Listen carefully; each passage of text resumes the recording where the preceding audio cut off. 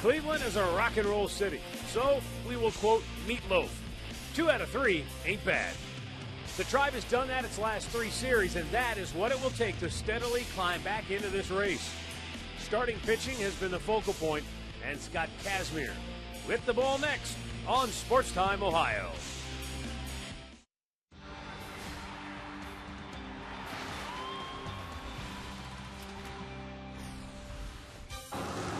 It's the first night of summer officially, and here in downtown Cleveland, the Tribe welcomes in the Minnesota Twins for a 3-game weekend series. Hi again, everyone. Matt Underwood alongside Rick Manning. Tribe playing very good baseball right now, and they're in the midst of a very key stretch. A lot of games against Central Division foes, and we'll start tonight with Minnesota. But, Rick, why have they been playing so well, winning 6 of their last 9? Well, I'll tell you why. It's been the starting pitching that has kept them in ball games. It was Corey Kluber down in Texas that broke that 8-game losing streak, and they've been rolling ever since then. They haven't offensively scored a lot of runs, but they've gotten some key hits at the right time, and the pitching has held them down. I mean, when you look offensively, especially in the American League, we talk about it a lot, you have to average right around 5 runs. But look at winning all their last 3 series, less than 4 runs a ball game, but the starter's ERA has been right there. They're giving them 6 innings plus for Francona, and you need that. And the bullpen has been okay, too, and you got to get a couple of saves. So it's been an all-around team effort started by the pitching. And Minnesota has turned their season around, too. Back on May 26th, they were 19-28 after they lost 2 of 3 from Detroit. Since then, the Twins have gone 14-8 to get themselves right back in the thick of the American League Central Division race. It's the Tribe and the Twins, and the play-by-play action is coming up next right here on Sports Time Ohio.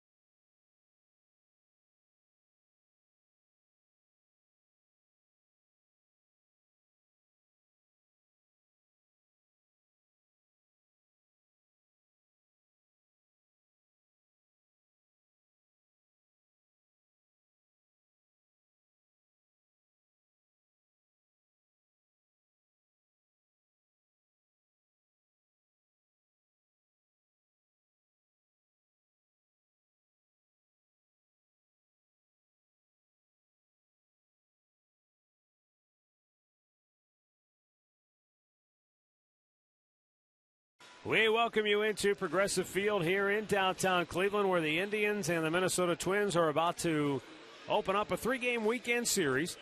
Scott Kazmir warmed up, ready to go on the hill for the Tribe. Let's take a look at Ron Gardenhire's starting 9 for Minnesota. Brian Dozier will lead it off. He's hit in 5 straight games for the Twins. Then Joe Mauer in the 2-hole, followed by Ryan Doman. Josh Willingham hits cleanup, then Justin Morneau, and Trevor Plouffe Oswaldo Arcia 7th, Cleet Thomas 8th, and Jamie Carroll will bat 9th. Scott Kazmir on the mound for his 12th start, coming off his shortest start of the year where he went 2 2/3 innings against the Washington Nationals, gave up 4 hits, 5 runs, 3 of them home runs, and 11 of the 12 home runs he has given up this year have come against right-handed hitters. But he did beat Minnesota earlier this year. His first pitch of the night is in there for a called strike. 77 degrees under cloudy skies in downtown Cleveland. Our game time temperature tonight. Low and away, 1-1 to count on DOZIER, who has gone 6 for 16 during his 5-game hitting streak.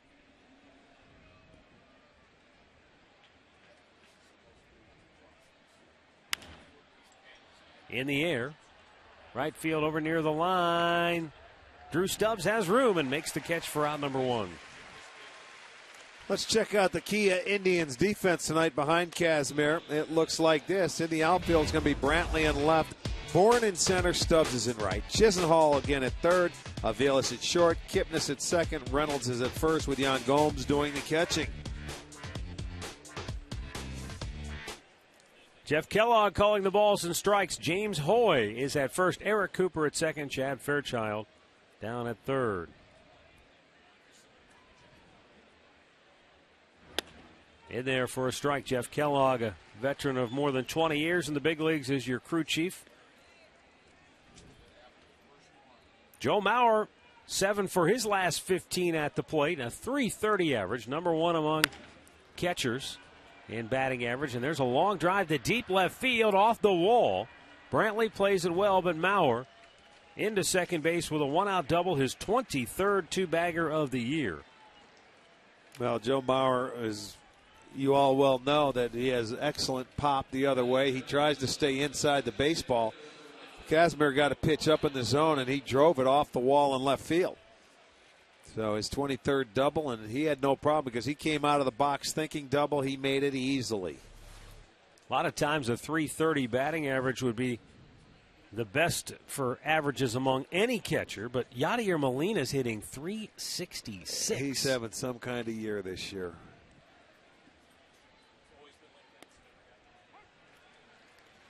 Ryan Domit, DHing tonight, a switch hitter. .243 average, 8 homers on the year. Domit has collected a hit in each of his last 3 games, going 7 for his last 12. Hit it on the ground to the shortstop, right at Mike Aviles. And he'll throw him out 2 away. Let's get a look at our keys to the game tonight. Try to limit the M&M boys, Mauer and Morneau. Interesting, though, with Mauer in the 2-hole, he's not really in an RBI position, but Morneau, who follows Willingham, certainly is. And Samuel DeDuno has very good numbers in his brief career against the Tribe, but he can get a little bit wild.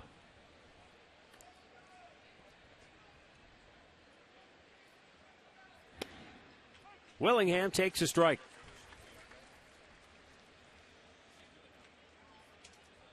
.177 career home runs for Willingham. That batting average for him down this year to .217. He still has 10 home runs and 32 ribbies.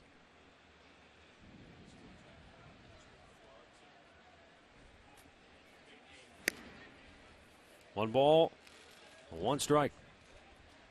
Obviously, the most important thing for a guy like Willingham who hits in the middle is when does he get those hits? With runners in scoring position on the year, though, just a .220 average.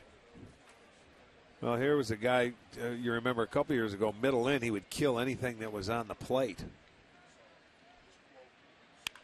Hits that one foul, hugging that third base line, but on the foul side of things, 1-2 the count. Gomes goes out to talk with Kazmir. Just as you mentioned, if you miss inside, Willingham still has a quick bat with loads of power. Yeah, if you go in there, you want to miss in off the plate. You certainly don't want to make a mistake in there.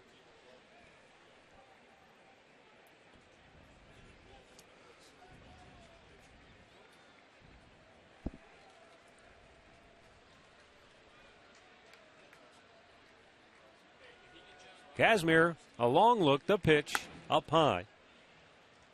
Last year on September the 9th, in a game against the Indians, Willingham connected for his 35th home run of the year, thus became the first Twin since Harmon Killebrew in 1970 to hit 35 homers in a single season. Believe it or not. That spanned the entire lifetime of the Metrodome. Yeah, that's something? You know, when you have guys like Ken Herbeck and some of the left-handed hitters that Gaetti. thought Gaetti right-handed hitter, but Bernansky, they had some good home run hitters, but never 35. That's a big number, any way you look at it. In the first couple years of the Target Center, that ball never carried. But he went in there and made it look small. I don't know if it's changed or is jumping a lot differently than what it was when it first opened. 2-2 pitch. Strike 3 called. Kazmir rings up Willingham, and the double by Maurer does no damage. Minnesota does not score. The Indians are coming to bat.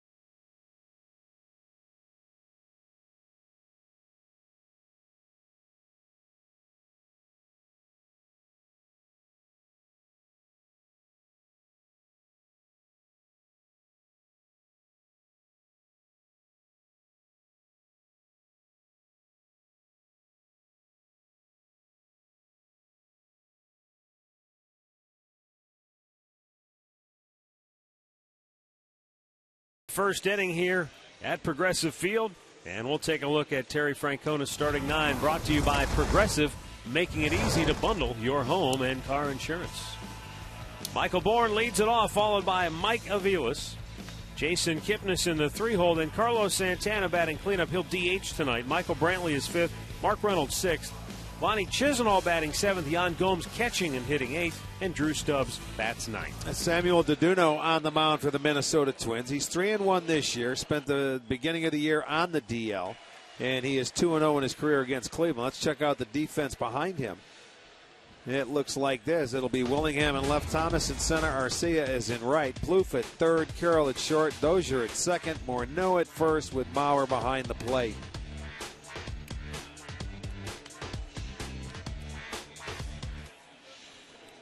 Michael Bourne ready to get it started. Bourne has hit in his last 4 games for the Tribe and takes a strike over the outside corner. DeDuno is a guy which you could call effectively wild. He has a very good arm, but sometimes he doesn't know where it's going. You have to be patient. He has walked 11 in his 30 and a third innings of pitching so far, but he can also strike you out. He can throw one up and in one time, it'll be down and away the next. But he has good stuff with a changeup, a curveball, and a good fastball. This is his 4th start against the Indians. He is his 2nd start in this ballpark. He didn't get a decision here. He gave up 4 runs, 5 hits, and 5 walks in 4 innings pitched, the only time he has pitched in this park. A 1-2 breaking ball swung out and missed. That was a good one. Well, the Indians have a couple of guys on the DL. They've got another player who's down, but hoping to get back in the lineup soon. With more on the Tribe's wounded Wahoos. Here's Katie Witham. Well, Matt, they're starting to get healthy, which is the good news. Indians pitching coach Mickey Callaway told me that Chris Perez looked very good during his bullpen session today. The plan is to have him throw a simulated game on Sunday and then a rehab game on Tuesday. Nick Swisher took BP outside today. He told me afterwards that he feels great. He thought maybe he'd be available to pinch hit tonight. Terry Francona wants to take it a little slow, but I think we'll see him back in that lineup at some point this weekend, Matt. All right, thanks, Katie.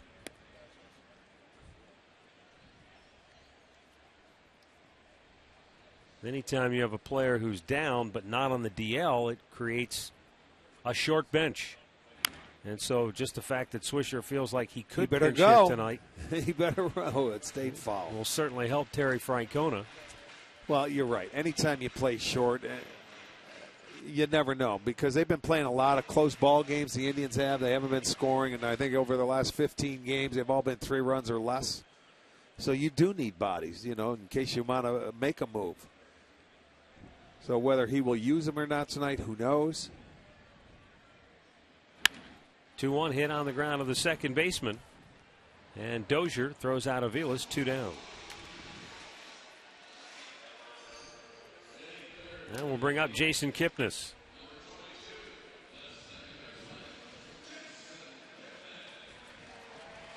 Hall of Fame induction weekend for the Indians tomorrow.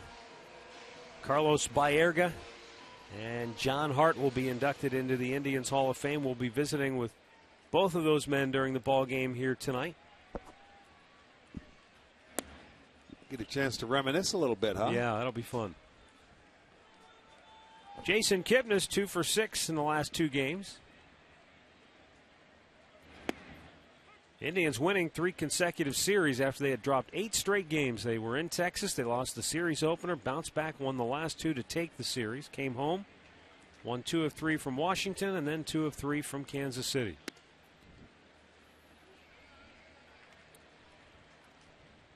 Samuel Deduno, a native of the Dominican Republic, he pitched for the Dominican in the WBC.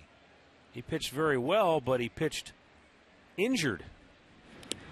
In fact, he was in the championship game, and he had a problem with his groin. He thought it was no big deal, but he went back to the Twins. A couple days later, he felt it again. He went on the DL till the middle of May. Yeah, he started his rehab assignment down in the minor leagues right around the beginning of May. And, that WBC, there's something to be said for it. Pitching, those kind of innings at that time of the year in March.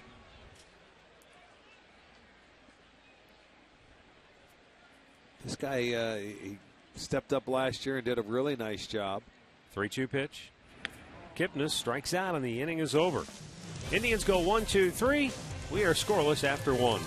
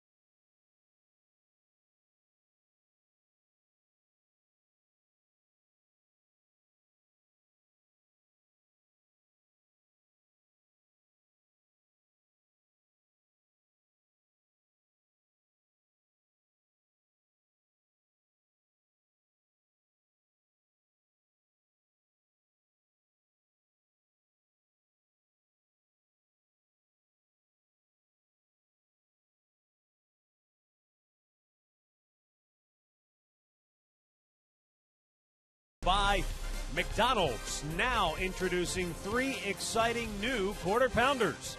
And by Kia.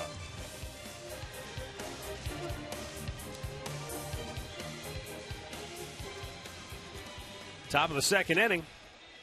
No score, and Justin Morneau will lead off for Minnesota. Scott Kazmir allowed 1 hit, struck out 1 in the first inning.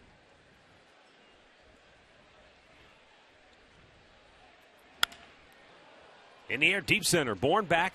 Now backpedaling, he's got a beat on it, makes the grab, 1 away.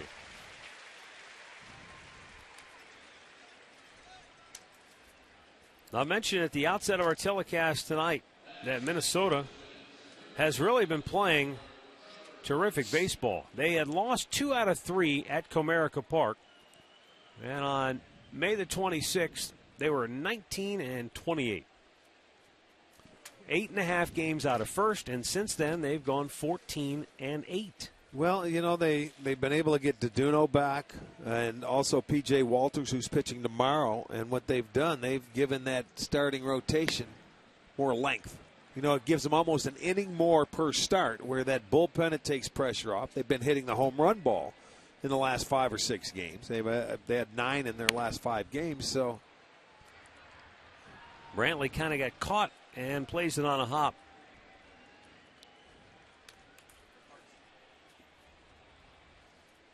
I think he thought maybe that ball was going to carry a little bit more initially, but no harm done on a 1-out single. The injury report brought to you by Elk & Elk. Serious lawyers for serious injuries. Call 1-800-ELK, Ohio.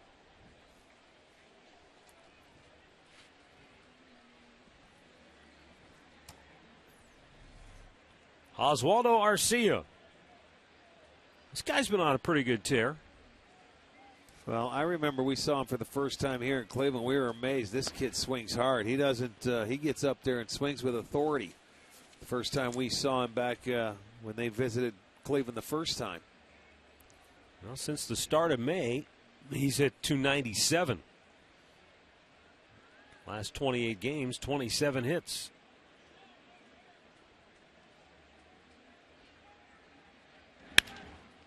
To second base, Kipnis turns, fires to Aviles for 1 on to first. A double play to end the inning.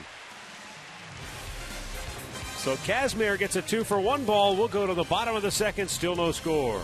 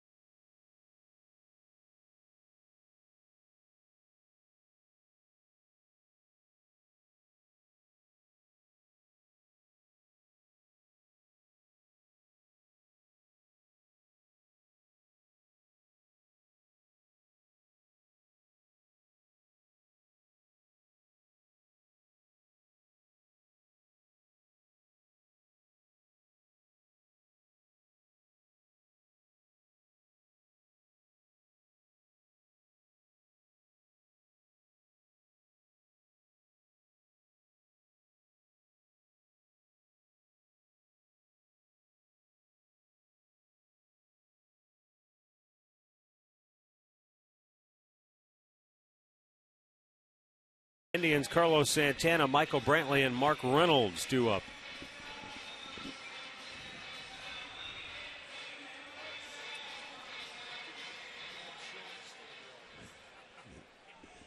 Santana Takes, and it's in there for a called strike.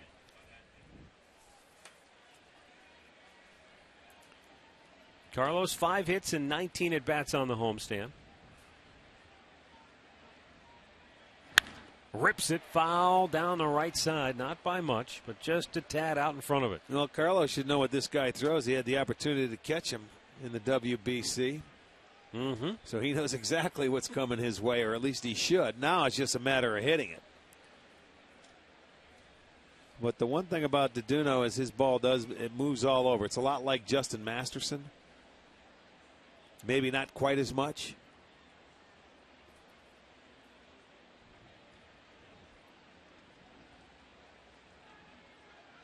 Well, they originally came up in the Rockies farm system. And back when he was with the Rockies, Colorado's minor league pitching coach, Bo McLaughlin, had a great line about Samuel DeDuno. He said whenever he relaxes and tries to throw down the middle, he can't hit the target. Right. His ball moves so much, whether he's throwing his fastball, changeup, curveball. He says, quote, it's just amazing how much movement he just has naturally. And, you know, a lot of times left-handers that'll happen to, you know, where they'll get a lot of movement, but right-handers not as much.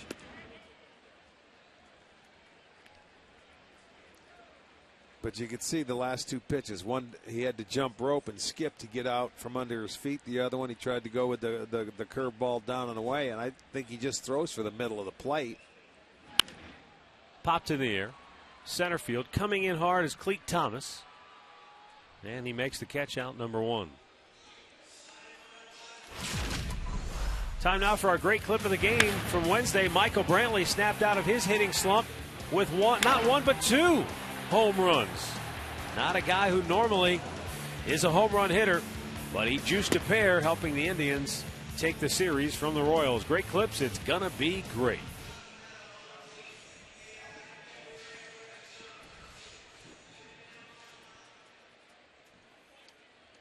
That was the first time in his career. I was going to say, that's a heck of a night. When you're not a home run hitter to hit 2 in a night, that's very good.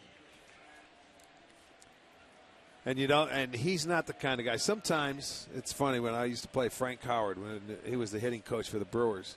If little guys would hit home runs, he was always concerned. He said, "Oh no, now you're going to start trying for the fences. Gosh darn it, just go ahead and put a good swing on the baseball."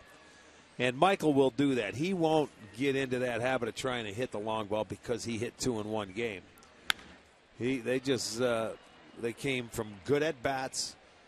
And one was a fastball, another one was a breaking ball that he hit. And, you know, he's been getting closer and closer and closer.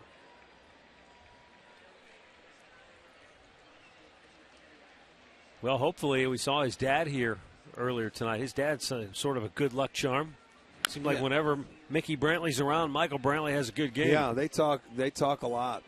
He says he talks to him almost every day. Yep. If not every day.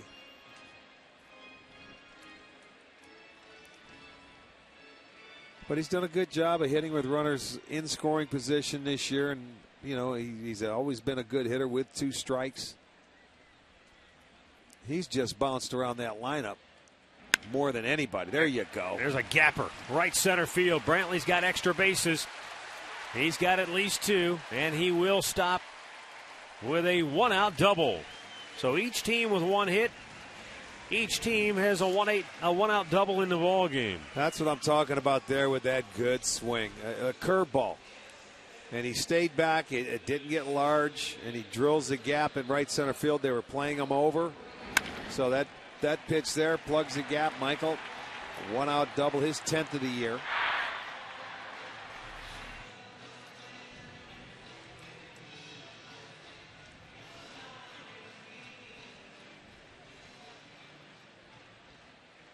So now Mark Reynolds, as the Indians try to cash in early.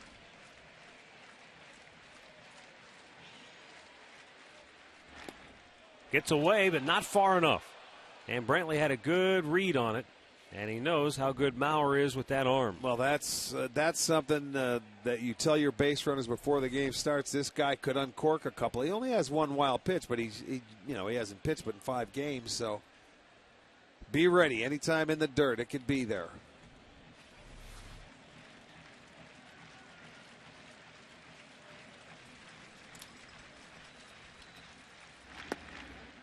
little bit inside. 2 balls, no strikes. Mark Reynolds with 43 runs batted in on the year. And when he drives in a run, the Indians have gone 18-6.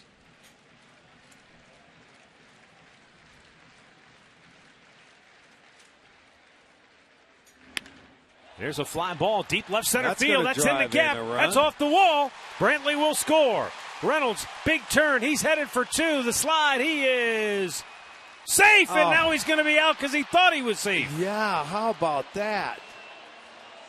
I mean, he thought he was going to call him out. Yeah. And that's, instead of staying on the base, he said he missed the tag. He drives in the run, and then the mistake he makes is thinking what the umpire is going to call. So it will be a double for Reynolds.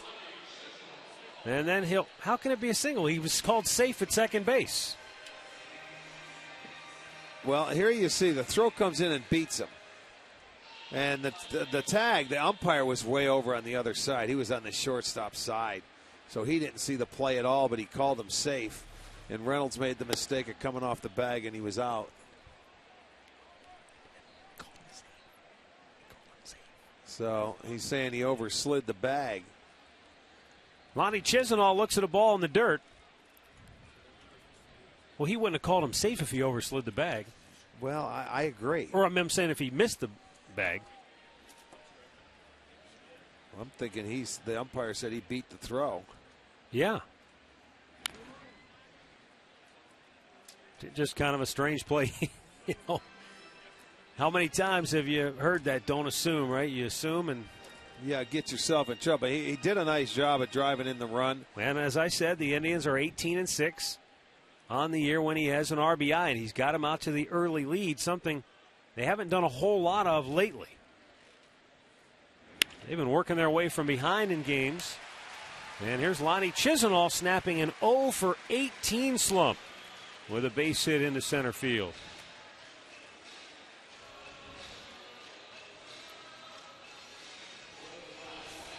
Let's get a look at the AT&T trivia question. Name the only player in Indians history with consecutive seasons of 20 homers and 200 hits.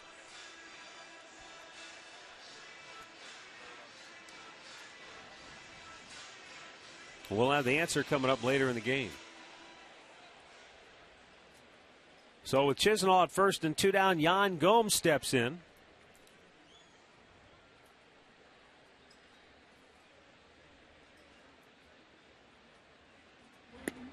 Outside.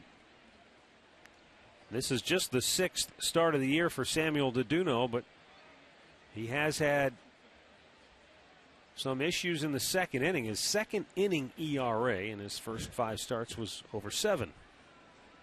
Leave it to our trackers. Mm-hmm. He's only got 5 starts, but they know everything about each inning on him. Gomes lays off. It's down low. Usually, you know, a lot of pitchers will go out and struggle in that first inning to try and find a rhythm, and if they get out of the stretch early. He went out and had a 1-2-3 first, and then after Santana flew out to center field, the Brantley double, the Reynolds single, although it would still be a rally, and then the Chisenhall single.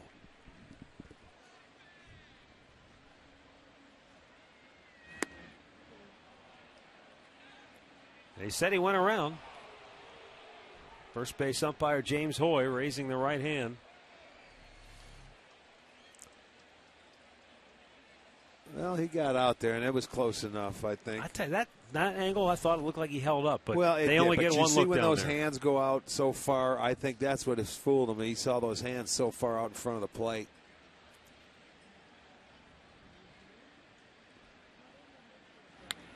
Fouled right back.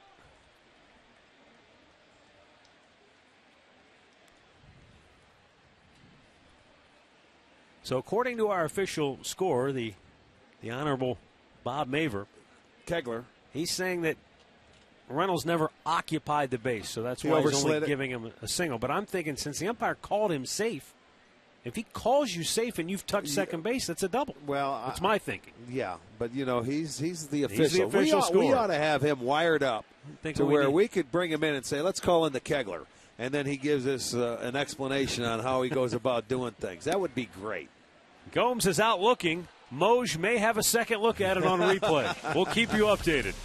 Indians get on the board first, lead it 1-0 after 2.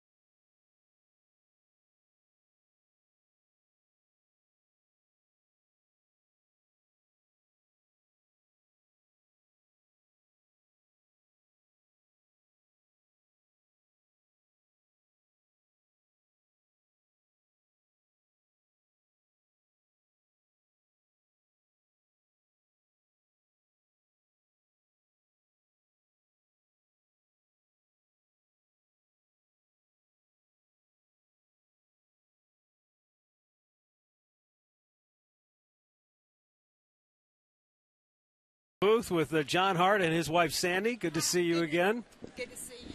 John, of course, going into the Indians Hall of Fame this weekend with Carlos Baerga. Great to see you. How you doing? I'm doing great. You know, it's amazing what great players will do for you, isn't it? I mean, all of a sudden that they start remembering back and they go, boy, this guy did get a few good players. If they hadn't have worked out, you know, they would have been running me out of town. Well, they might have been, but I'll tell you what, those were the best years in Cleveland in a long, long time, and it may be for a long, long time. Yeah, it really was. It was a special era of, you know, I think, you know, again, when you look at it for us, it was all about, you know, acquiring talent. We stripped the club down. We sort of the last rebuilding program in Cleveland. I mean, you saw it from the 50s, 54 through, you know, the 90s. It was a second division club. And, you know, I think we were probably a little bit naive, but said, you know, why not us? Why can't we get this done? And great ownership, great staff people. I mean, Archie, you understand the whole dynamic of it. And, you know, we ended up acquiring a lot of players through trades, good players. I remember 90 with Sandy Alomar becoming the first one. That started exactly right. That was number one, wasn't it? And then Carlos. And Sandy, Carlos, Kenny Lofton, Omar Vizquel, Paul Sorrento. And, you know, I can remember every deal, how happy we were. And that's a good pitch right there from Casimir. It's a adios, lefty. But second strikeout for Scott, one down here in the third. But, you know, at the end of it, you know, it was just a special group of talent that came together, and we kind of grew together, which you like to do. But it stopped that revolving door. I mean, Archie, you saw there's a lot of good players came to Cleveland. They couldn't hold on to them. Right. We saw what happened in Pittsburgh with Van Slyke, Bonilla, Bonds, Drabek. You know, we said we can't let that happen, and stepped out on some young guys, and it ended up being a very nice run. Well, a fair market value. These kids, you were giving these kids something they never had before, but they had to commit in return. They did. You know, and it was a fair commitment for each other. Well, it was, and it was unusual for, you know, players that had barely had a year in the big leagues that were offered 5- and 6-year deals and some options to go along with it. But you know, these kids also were young enough where they knew that they were going to get a second bite out of the apple at some point. And, you know, some of them, I think Jim Thome might have been the last hurrah, but there was a lot of these guys played a long time. Yes, they did. Financially, it never hurt. Well, Hall of Famers. You had a few Hall of Famers on that squad. You know, if Albert Bell hadn't have been hurt, I think he had a chance to do it. You certainly got to look at Jim Thome and, you know, Manny with the PEDs, that's a whole nother issue there, but his numbers certainly said Hall of Fame. And Omar Vizquel, it's going to be hard to keep him out. So absolutely. A lot of good players. And you still got Boogie Cologne, out there throwing shutouts. I mean, about seriously, Boogie? is that amazing? It's a great story. People always said, you got a 5'10" right-hander. He's 40 pounds overweight. This guy'd get down in the weight room, Arch, and he would squat like 700 pounds. I mean, he was a strong, physical kid that could throw 98 and then 99 in the ninth inning. And, he always had a feel for pitching. So, it doesn't surprise me that he can still do it. John, during your tenure, Indians captured 15 Silver Slugger awards, 18 Gold Gloves, countless All-Star Game appearances among the crew. When did it sort of crystallize for you as Jamie Carroll ropes one to the wall in left field that you had a juggernaut on your hands? Not just a team that was rebuilt in but a bona fide juggernaut. I think going into 93, we really felt that we had a core of young players that were going to be good. And that was even before Manny, but we knew what we had coming in through the pipeline. We knew the young guys we were going to commit to. And, listen, we all know young players can come in and they can all look good down in AA and AAA, and they can't cut it at the big leagues. But, we really felt that we had a core and that we were going to have to keep, playing them out a little bit, get to the new stadium, maybe get some free agents. But I'd say 93, we looked at it and said, our time is coming. And I can honestly say that there were some friends of mine, managers, Buck Showalter, that said, we saw you guys 92, 93 and started going, if these guys can keep this together and add a piece or two, this is not going to be a club you're going to want to play because, I mean, you mentioned it. We had a ball club that not only could hit the ball at the ballpark, we had guys that could run, so you could put pressure on the early, first 1, 2, 3 hitters, and then plus we could catch the ball. We were strong up the middle, and people say, well, boy, it was a team of sluggers. Absolutely it was, but we could catch the ball and we could also run a little bit. But people also forget you led the league in pitching in 95. Yeah, I know. It's hard to believe, and a lot of it. We didn't have, they've probably put it on my tombstone, could never find a number one. Number one starter. But, that's okay. I mean, C.C. Sabathia's turned out pretty good, Boogie Cologne, but we didn't. We didn't have a number one. Charlie Nagy was probably our closest thing, but we had solid kind of a group of 2, 3, 4 type starters, and we always had a lockdown bullpen. Yeah, we could, power arms. Get those big arms at the end of the game, and I mean, it doesn't surprise me because we also caught the ball along with it. Boy, that's a good pitch right there. The timing of coming into this ballpark with that ball club was just you couldn't do any better. No, you really couldn't. 455 consecutive sellouts. I mean, seriously, people in Cleveland, they've never seen anything like that. And it was. I mean, it was almost a festive atmosphere after games. I felt like I was at a college football game. We'd come back in the 8th, and that's a nice little pop up there. Let's go ahead and get that out. Michael Bourne's got it. Carroll's going to third. He'll go in safely, 2 down. I would walk home at night and say, this isn't real. This isn't supposed to happen at the big leagues. At the big league level, it doesn't work that way, but I'm enjoying what I'm watching because I know it won't be around for long. Yeah, it really was. And the thing is I've gone along and have talked to a lot of players that played in that era. I mean, as a visiting player, you come into a town and you come in and they went, God, we hated to come to Cleveland because not only were you guys good, but he said it was like your crowd was it was like you couldn't believe the energy that was in this ballpark for, as you said, for the better part of 6 years. It was great players and a phenomenal atmosphere here to play in. It was really, really special. Yeah, I think about how many other teams and how many other general managers probably look at you and say, you ruined it for me, John, because your plan came together so perfectly that all these other teams said, if we get a new stadium, we can be just like Cleveland. Yeah, right. And I don't think one of them succeeded. Well, it is a good point, and I had a lot of people call as our thing came together. I know Detroit try to do the same thing. And there's one thing in having young players, and there's one thing in having really talented young players. And that was our gift, that we had so many guys that were inordinately talented. And we also had another wave coming behind them. You realize we couldn't get Sextons and the Giles. We couldn't even get these guys on the team. They couldn't make it, and they'd hit 330 in the minor leagues. But a lot of clubs got the new stadium, and they'd come in and they'd trot these kids out, and the next thing you know, that it didn't work, and they'd had a 1 year sort of a honeymoon, and then they'd end up not happening. Where ours was special. And it was funny. You did a great job too at the golf tournament. Anybody that doesn't come should go next year. But I was visiting with Paul Ossenmacher, and Ossie brings his kids back. He said, where do you want to go on vacation? He said, I want to come to Cleveland. It was a great years of our lives. He said, we loved Cleveland because the fans, it was generational. These were people that, absolutely loved it. And, that's a big part sometimes to get players to come in. Hey, that's a one. I like it when the visitors don't score and I'm on the thing. Well, thanks so much for stopping by. Appreciate it. Enjoyed it, Matty. Congratulations on being inducted into the Indians Hall of Fame. We'll see you around campus, baby. You got it. Tri-Bonding top 1-0 here after the middle of the third.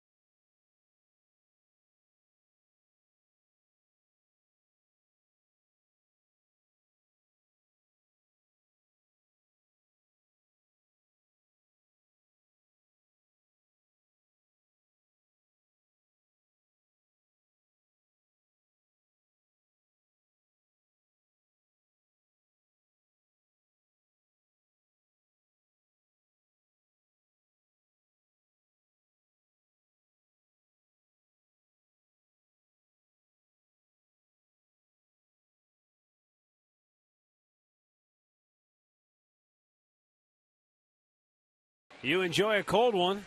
Just a reminder to stay tuned later in the game for Miller Time, brought to you by Miller Lite.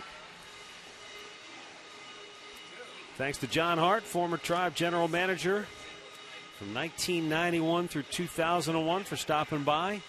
We'll also hear from Carlos Baerga coming up shortly. Right now, though, bottom of the third inning, Drew Stubbs, Michael Bourne, and Mike Aviles due up for the Indians.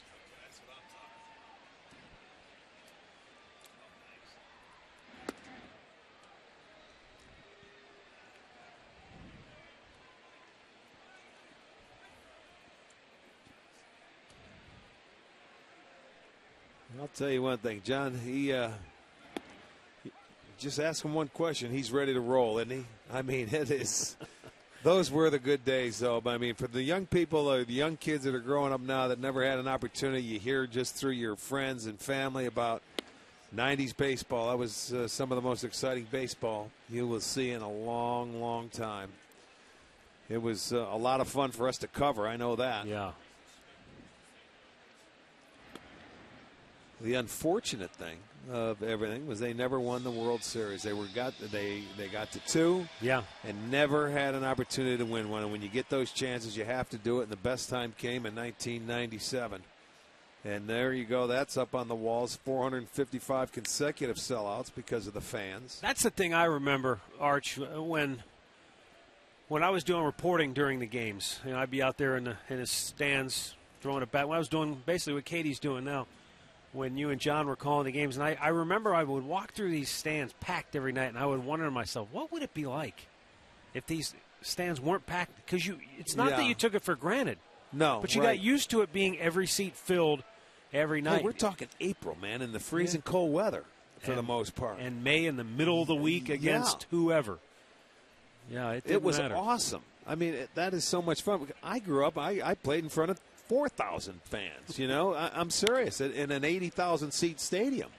This has got 40,000 or 43 or whatever it was, but it was sold out. But when you see 7 or 10 or 12 here that we saw this year, 12,000, people also forget that the crowd, the fan support was so unbelievable that after the first year, The bleachers only had 4 sections originally. Right. They added the 2 end sections after that. That's right. And then we even had bleachers out where you have the rigid job site bar. Right. You remember the temporary bleachers? Well, couldn't get enough tickets, and I mean, well, it's something they didn't see in a while. And what a lot of people don't remember, that's when the Browns left town, and there was not a football organization here. Yep. They left for Baltimore, and it was dry here for a while, and it was all Indians. It was the perfect storm. Right. Got him. Did that boy, tip it sure him? sounded like it, but I think to it's me. Is that ball 4 anyway. Okay. Regardless, but the umpire did not signal a hit batter, so a walk to start the bottom of the 3rd. Well, swing for the fences with the new Home Run Derby mobile game from MLB.com. It's available on iPhone and iPad. Download free today.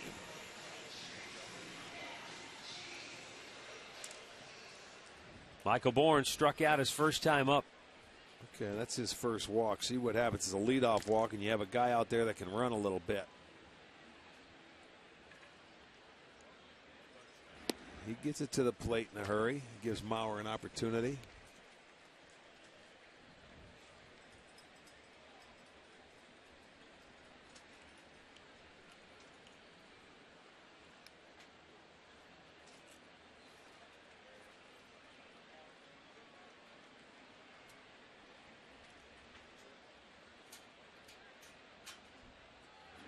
Ripped in the hole. Base hit into right field. Stubbs on his way to third base.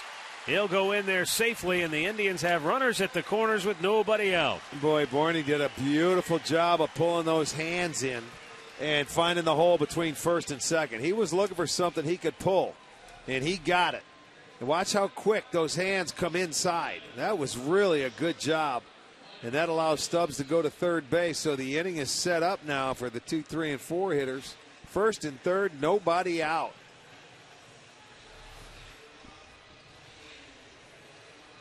So there are the base runners, Stubbs and Aviles. Or Stubbs and Bourne, and Aviles at the plate. Mike is hitting .297 with runners in scoring position.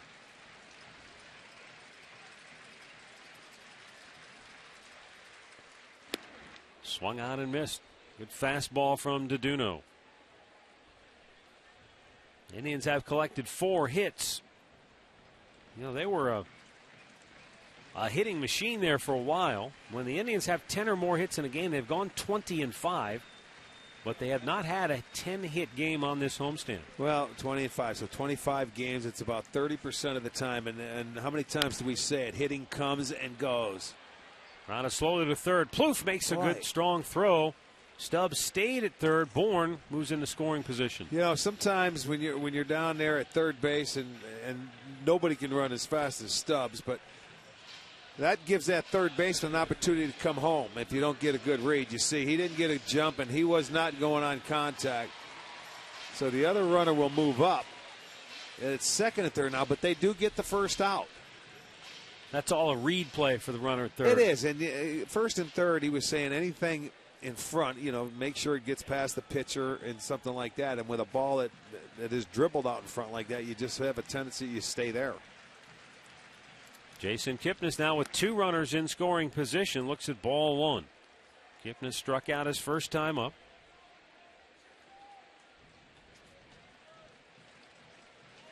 Seven for 20 on the homestand for Kipnis.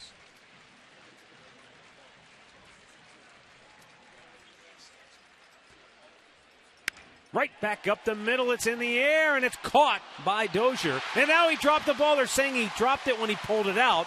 So Stubbs comes home to score. Now the question is, did he tag up? He did. He's safe. He's fine.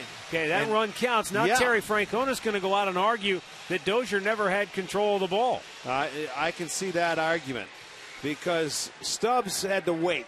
You wait to see. But once he caught it, he took off and scored. That's the second time this year he scored on a sacrifice fly from second base. That's right. Think about it. The second That's time, right. not the first. And the first time was against Cano in New York. Remember, the Indians had issues with Eric Cooper earlier in a series this year. Terry Francona out arguing with him. Because it's a sac fly. Absolutely.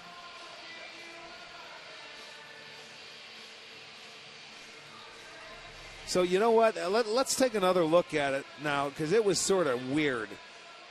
And they give the second baseman a lot of times on double play balls, a chance. And he was saying that he was transferring and getting into it, and they give him that leeway at second on double plays a lot. It's a hard call to make, but you see where the umpire's on the inside of the field saying he's out. He was pulling it out of his glove. Drew clearly had tagged up and was good on the play. But well, I'll tell you what, that kid is amazing. Second sacrifice fly to second base, and Stubbs scored both times. So Kipnis gets the RBI, is 36, 2-0 Cleveland as Santana steps in.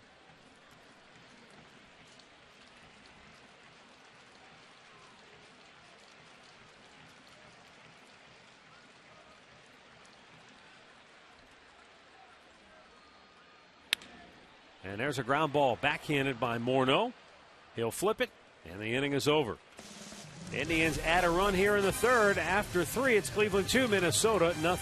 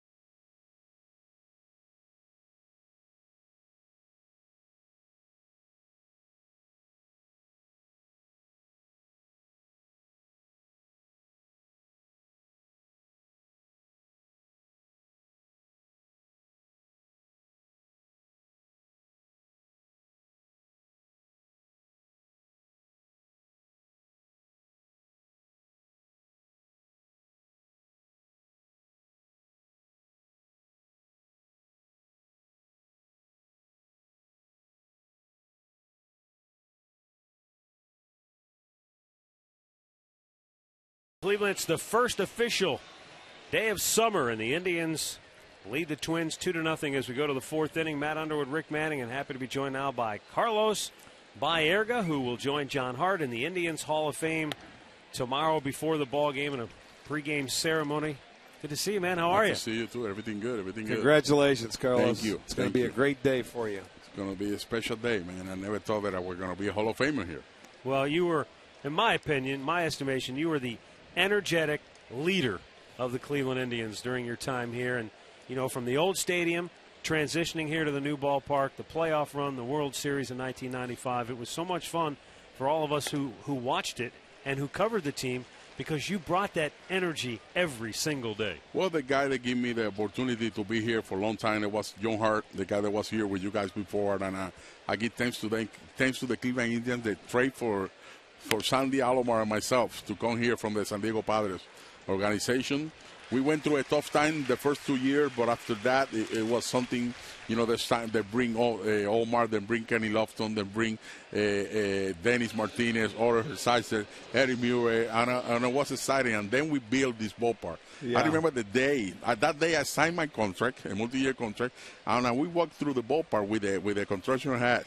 And that day I never forget about it. From that day on, there was something special here.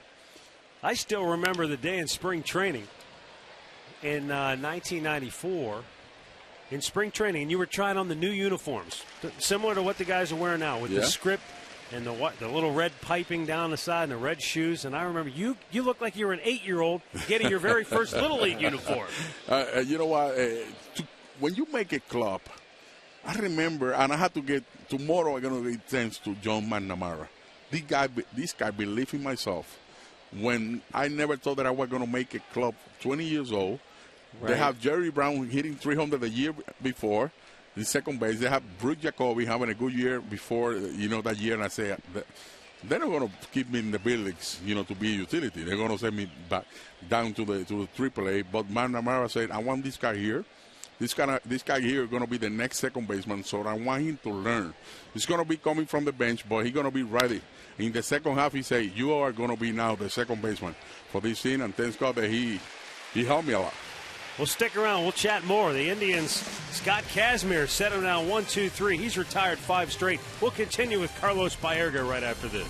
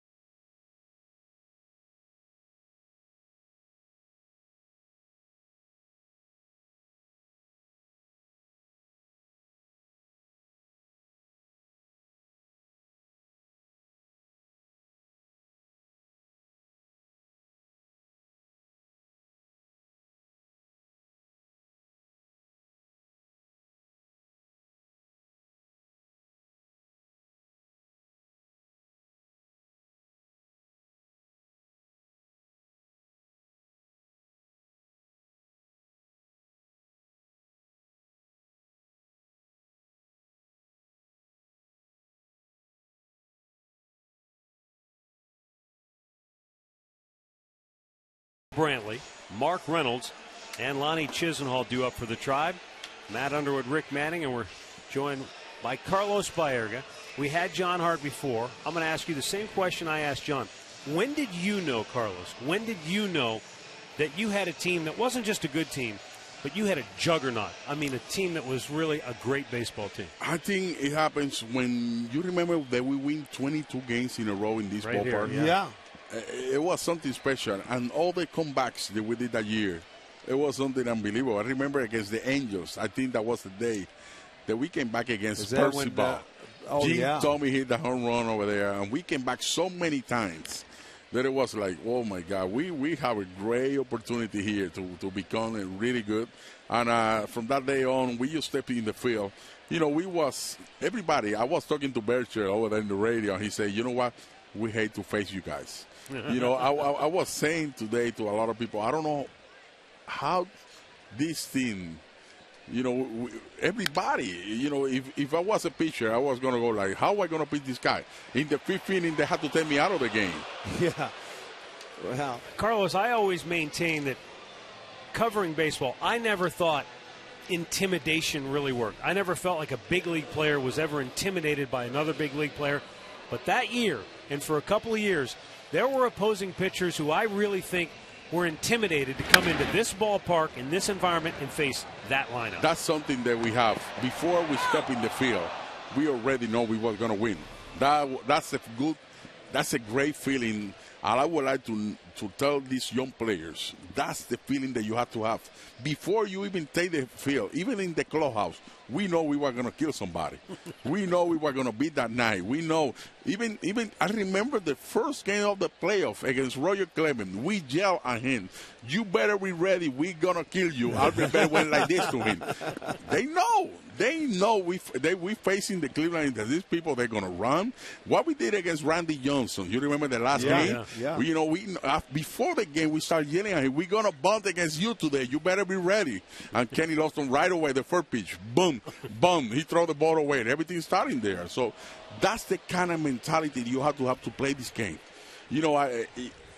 Everybody say, I don't have the talent that Manny Ramirez, Jim Thome, all those guys used to have. But I take advantage of the ability that I have to talk well, a different you do kind of anything. language to get everybody going and stuff like that.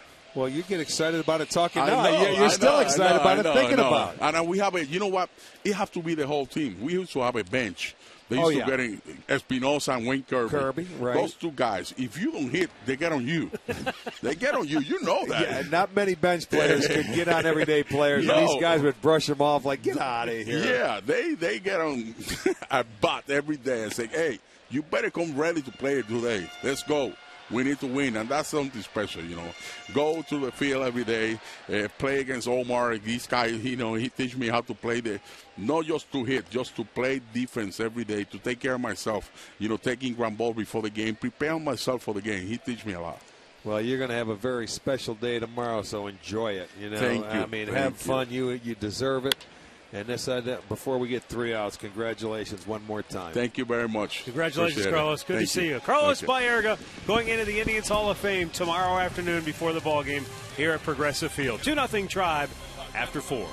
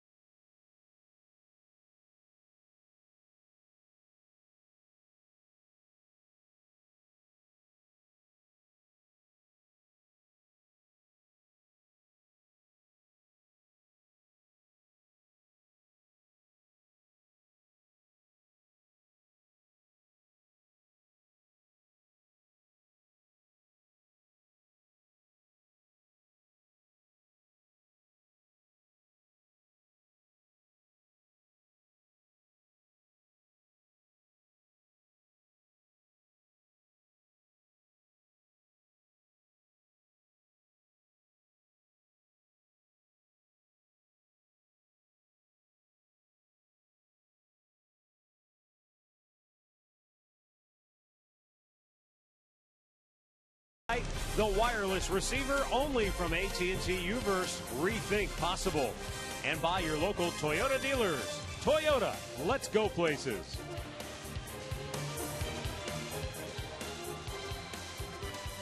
All right, it's a 2-0 Indians lead as we move to the 5th inning. Scott Kazmir has given up just 3 hits. Pair of 1-out doubles and a 1-out single.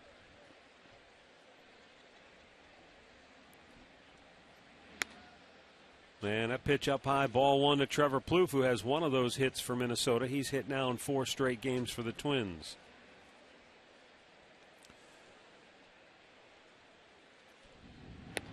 Kazmir's first start against Minnesota came back May 4th here at this ballpark. He went 6 innings, gave up 5 hits and a couple runs. He left leading that ball game 4-2. He's into the 5th now. He has a 2-0 lead. 2 balls and a strike.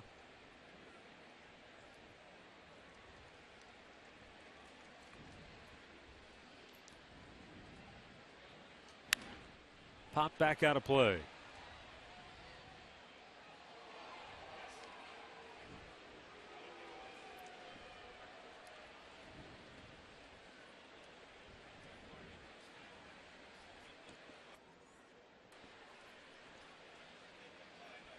Now the 2-2. And a chopper to third. Big hop for Chisenhall. And he throws him out. 1 away. Time now for our AT&T Uverse Rewind. Indians 2 runs coming on this gap shot by Mark Reynolds, who drove in Michael Brantley, but then he was thrown out after he was called safe at second base.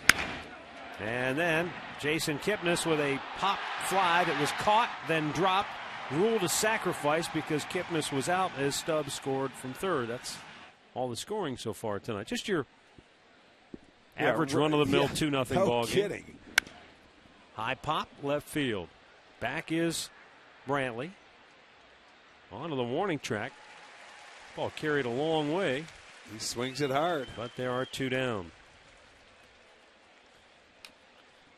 Arcia 0 for 2. He hit into the inning-ending double play in the second inning.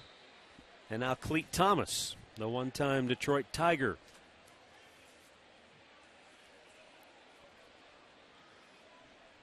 Tigers put him on waivers middle of April.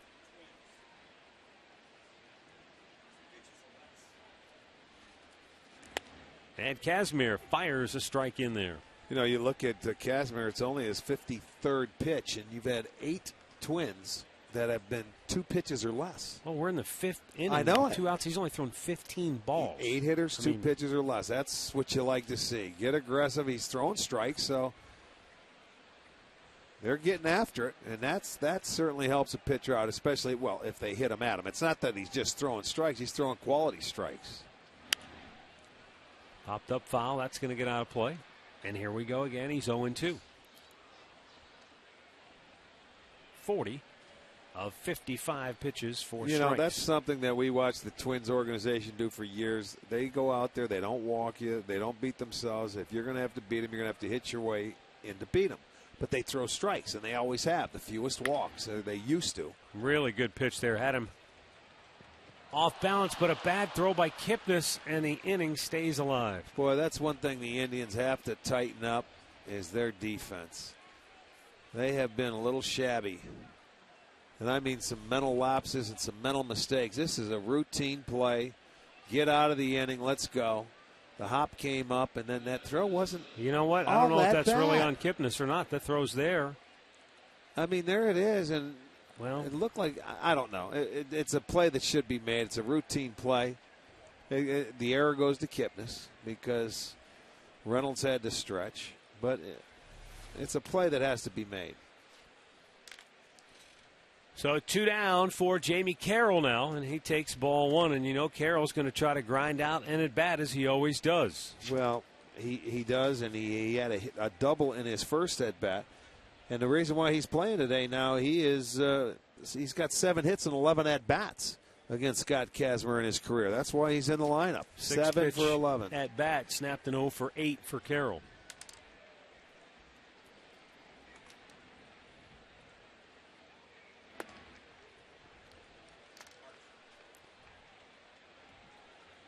So far, the Indians on this homestand have made 7 errors. Remember, they made 5 in the 2 games. But, you know, they have to tighten it up. You're not scoring a lot of runs. And when you don't give up extra outs. Especially when the pitching's been pitching much better lately. Make it easier for them.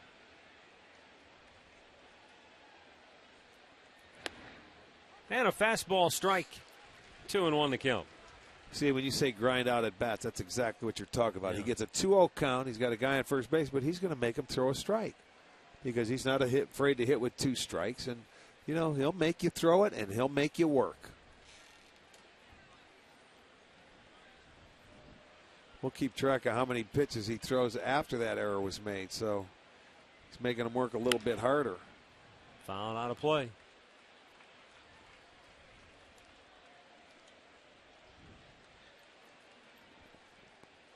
He's made 4 since the error.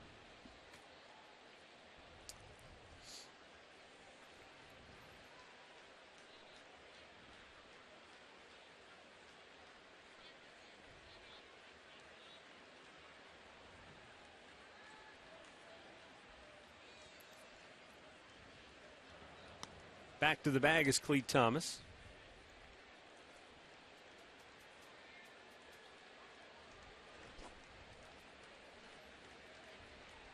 Minnesota came in with a 3-game win streak. They've won 6 of 9. The Indians back-to-back wins, winners in 6 of their last 8. 2-2, up and away.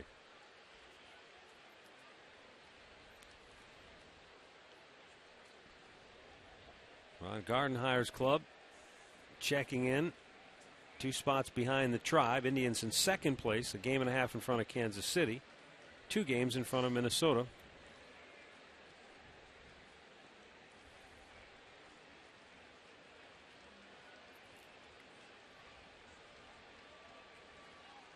Runner goes on a 3-2 pitch, and Carroll chops it to third. Chisenhall will go across the diamond, and the side is retired. We go to the bottom of the 5th. It remains Cleveland 2, Minnesota nothing.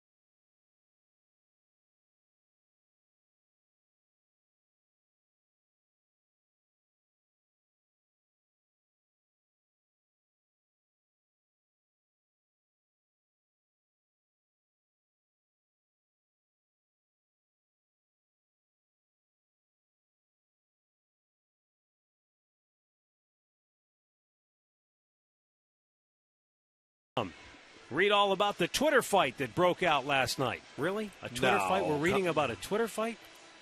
Is Terry Francona an early candidate for Manager of the Year? All your action involving today's Ohio sports on FoxSportsOhio.com. Here is Jan Gomes leading off the home half of inning number 5. Gomes called out on strikes his first time up. And a breaking ball missed inside.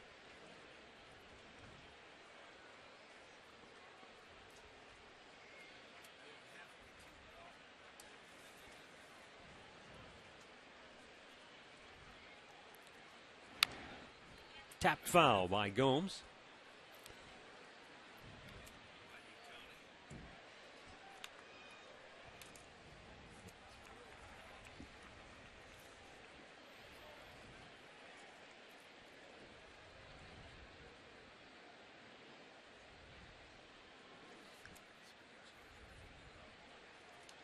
The 1-1. And again, it's fouled away. Gomes has swung the bat very well here at home.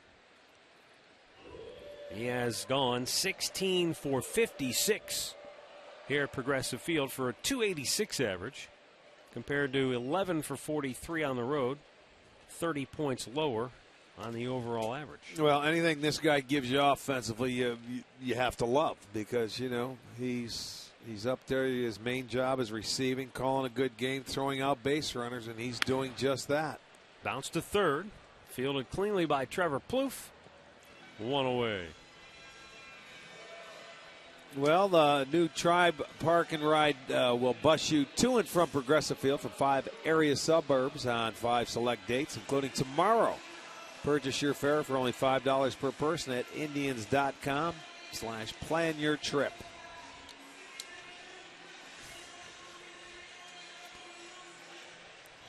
Drew Stubbs, who walked and scored in the third.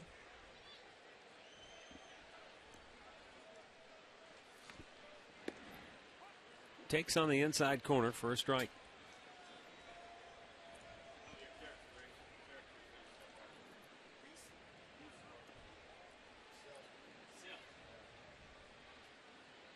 Well, Rick, just when it looked like the Indians had figured out Samuel DeDuno, 5 out of 7 hitters reached at one point. He has stopped that and set down the last 7 in a row. Yes. Over into the Twins dugout, and I mean, they just avoided. Little ricochet coming off just that little lip above their heads. That's Terry Steinbach. Yeah. He's had a few fouled off his forehead before. He knows how to with duck. The mask. He sure does. Strap it on.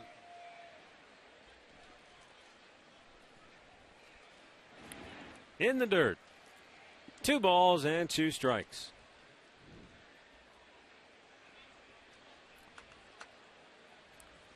Samuel DeDuno has made 70 pitches thus far on the night.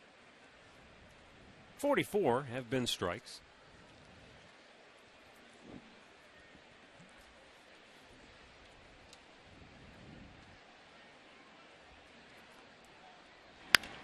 Breaking ball bounced to short. And Jamie Carroll throws him out 2 down. Baseball Night in America returns tomorrow as Joe Mauer and the Twins take on the Indians right here at Progressive Field. It's Baseball Night in America, and it begins tomorrow at 7 p.m. Eastern Time. It will be Corey Kluber against P.J. Walters. Well, yeah, we don't get back Sunday. Yeah, we don't get to do the game, but Bert Blyleven is in town. He broadcasts for Minnesota. He'll be doing the game with Tom Brenneman, so he'll be on Channel 8.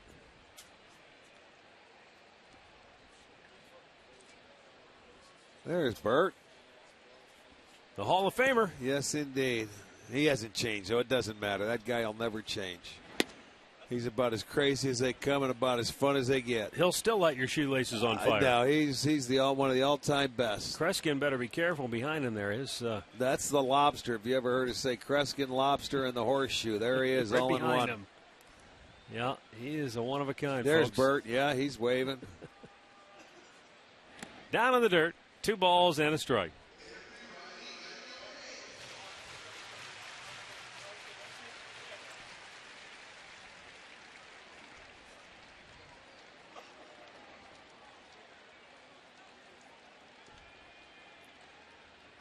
Samuel DeDuno pitching well here tonight, but the Indians have a 2-0 lead. And a rope ball into right field, a base hit for Bourne, his second of the night, and it comes with 2 outs here in the 5th. Both hits for Michael have been pulled tonight. The other one with a guy on first, and that one looked like it might have been a little slider that'll speed up Michael's bat, and he left it a little out over the plate. So 5 hits now for the Indians, and Michael has 2 of them. 2 out situation. Let's see if he tries to put his running shoes on. Mike Aviles is 0 for 2.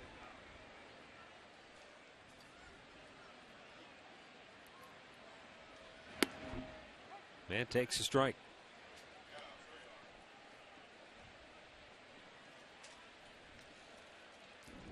Samuel DeDuno, like so many pitchers, missed an entire year of baseball 5 years ago due to Tommy John surgery. He had the ulnar collateral ligament in his right arm replaced. Aviles trying to single through the right side, but a good stop by Dozier, who throws from the outfield grass to get him. 5 complete. It's the Indians 2 and the Twins nothing.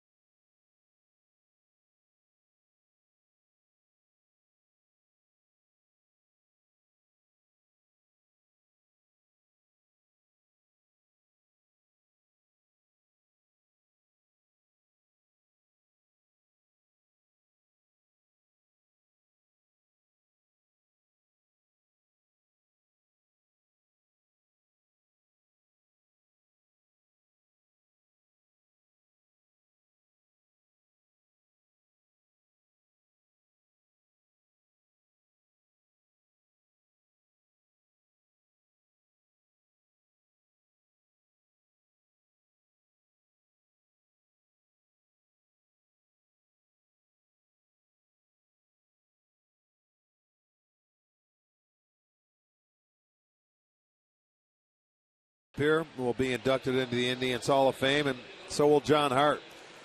And they will enter the hall as a non-uniform personnel. Well, John, and log on to Indians.com if you would like your tickets. A 7:15 game tomorrow, so the induction will take place before that game starts.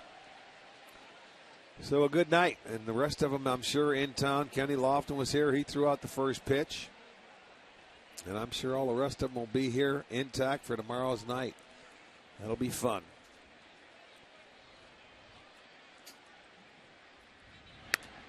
Pitch outside, ball 1 to Brian Dozier, who is 0 for 2 on the night.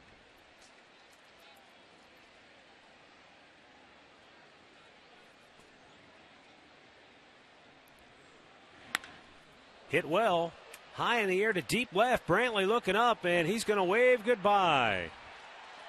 Brian Dozier, home run number 7 on the year. 13th allowed this year by Scott Kazmir, and Minnesota gets on the board, slicing the Indians' lead in half. It's 2-1. And out of those 13 homers, 12 have come against right-handed batters. So he cuts the lead in half. For Dozier, his 7th, and let's see the location. Right down Broadway. Came in on a one-way street, and it's going back out. Hit of the ton.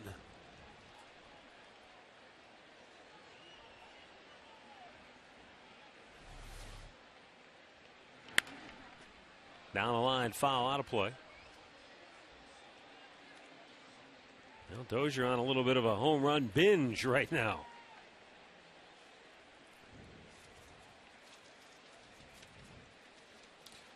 Well, even for guys that don't hit them, you don't consider home run hitters, they come in bunches too. When you get hot, you get that stroke going, they seem to come at once.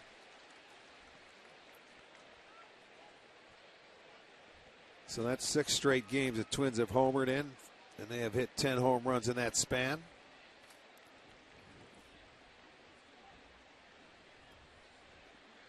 Swing and a miss, and Joe Mauer is down on strikes. 1 down in the 6th. 3rd strikeout tonight for Scott Kazmir.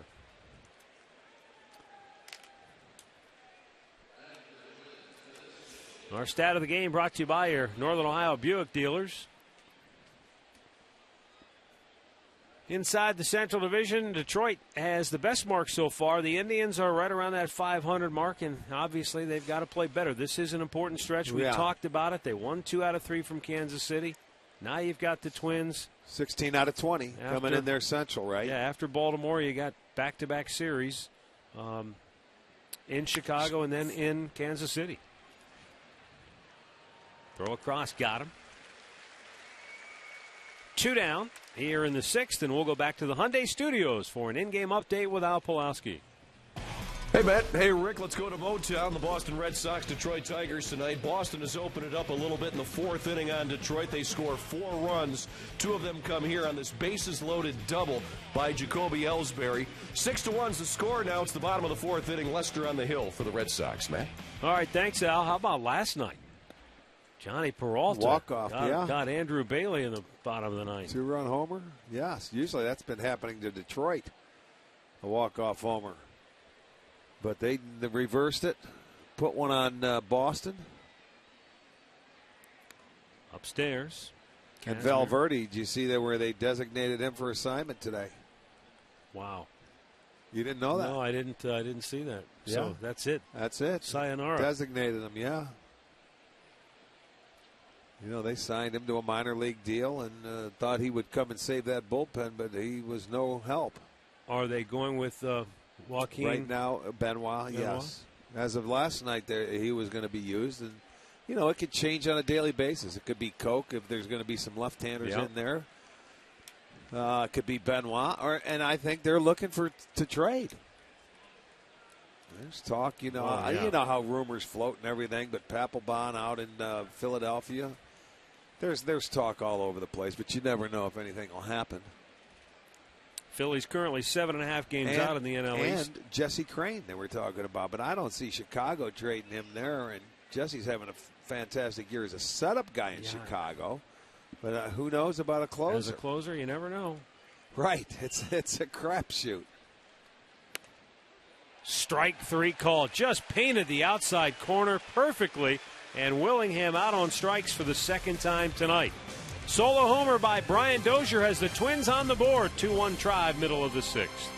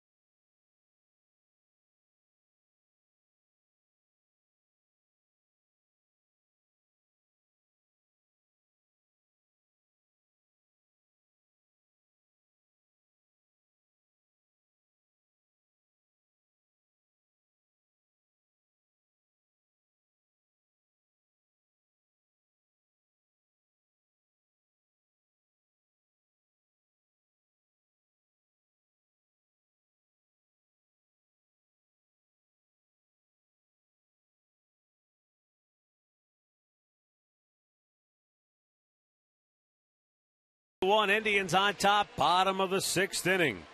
Jason Kipnis, Carlos Santana, Michael Brantley coming up for the Tribe. Scott Kazmir has given up just one run tonight through his 6 innings of work.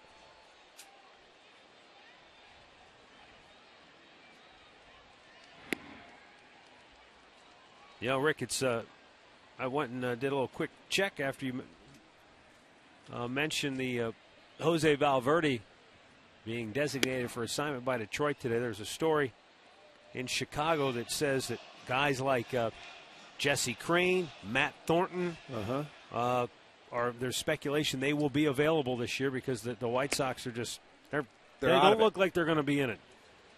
Not to mention Jake Peavy could be available. It'll be interesting to see what happens in Chicago because they have a number of veterans. Oh, yes, they do. Well, they do this every year. They've done it for the last couple of years, and they just never had that fire sale yet. Samuel Deduno with strikeout number 5 as Kipnis is out number 1 here in the 6th. Our in-game recap brought to you by your local Toyota dealers. Mark Reynolds with the RBI hit gave the Tribe the lead. Jason Kipnis with an unusual sac fly to second base. 2-0, and then the only run for the Twins, a solo homer by Brian Dozier in the 5th. And that is where we stand now, 1 out in the 6th.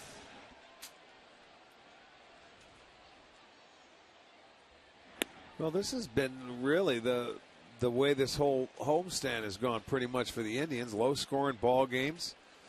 It's been pretty good starting pitching, not a lot of offense, and a lot of action coming late. Grounded foul. Give me time.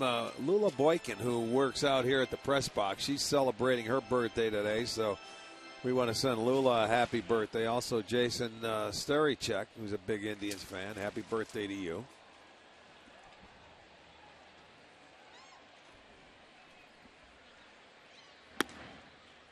Called a strike. Santana says, I don't think so. Looked high. It did look high. Well, you know, that's okay. It wasn't strike 3. And you know what? We haven't seen that strike called a whole lot tonight, so as long as it's only 2 and it's not the third one. 2 balls, 2 strikes. With 1 out here in the 6th.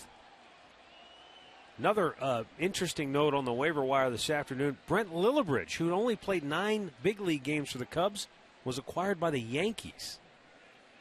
Boy, the Spent most of the year in AAA. Too. I'm assuming this is another one of those injury-related deals because they just put Teixeira back on the DL, and Granderson, I know, was there. Yeah, I thought there was somebody else that they put back on the DL too. But in any event, they continue to search for warm bodies in New York. High pop, center field. Thomas is under it. And he's got it. 2 down. Well, come on out for Kids Fun Day every Sunday afternoon home game. Plenty of activities for the kids. They also get to run the bases after the ball game. It's always a good day. And that'll be our last days this coming Sunday as we head out on the road. Oh, Kevin Euclid. That's who I was thinking. Oh, yeah, Euclid. Okay. So Lillibridge probably a guy they're looking at as a short-term stopgap to help. Play anywhere, anything, yes. But another former Indian signed by New York this year. And the thing of it is the Yankees now they're scuffling. I mean, record-wise. Well, they've fallen to third place, 3.5 back of Boston. They're leading Tampa right now 3-2, but they have been scuffling. Yeah, they've lost 7 out of 10. You know, they were playing poorly when we went in there, and then they ended up sweeping us. You know, you remember that? I couldn't figure it out. That was a weird series. It's just that we don't play very well when we go to New York. It was a weird series, but you know they have been treading water for a long time, and I think it's starting to the air's running out of that tire. The 1-1 off of his front leg. Yeah, they still don't have Jeter back. Teixeira back on the DL. Euclid on the DL. Granderson on the DL. Yeah, I mean, it's been one of those years for him. It's been that way right from the start. Pettit was on the DL. He's back. And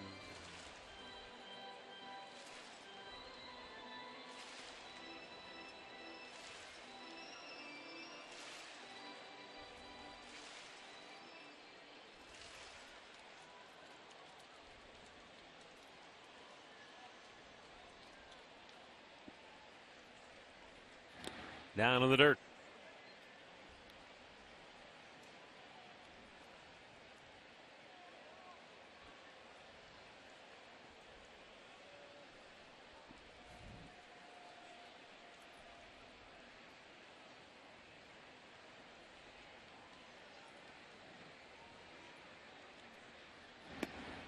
Pretty good looking breaking ball. And Brantley is out looking. That's a half dozen Ks for Samuel Deduno. And we'll go to the 7th inning, 2-1 Cleveland.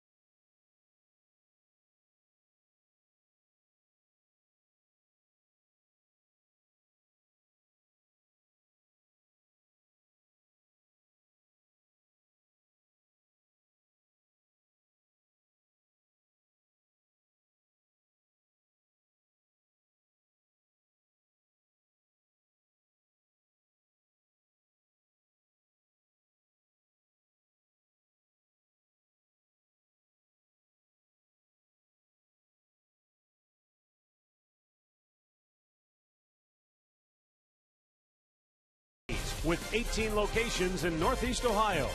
And by Levin.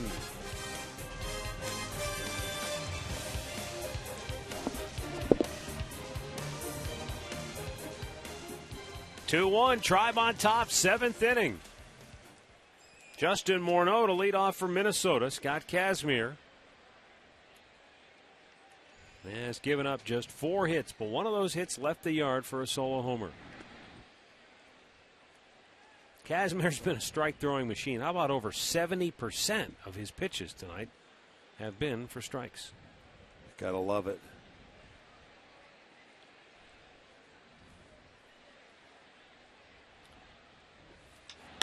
Up high with a breaking ball, and the count is 2-0. There's our Firestone Complete Auto Care Extra Mile Index. And against the Indians, among active players, Justin Morneau, third in RBIs against the Indians.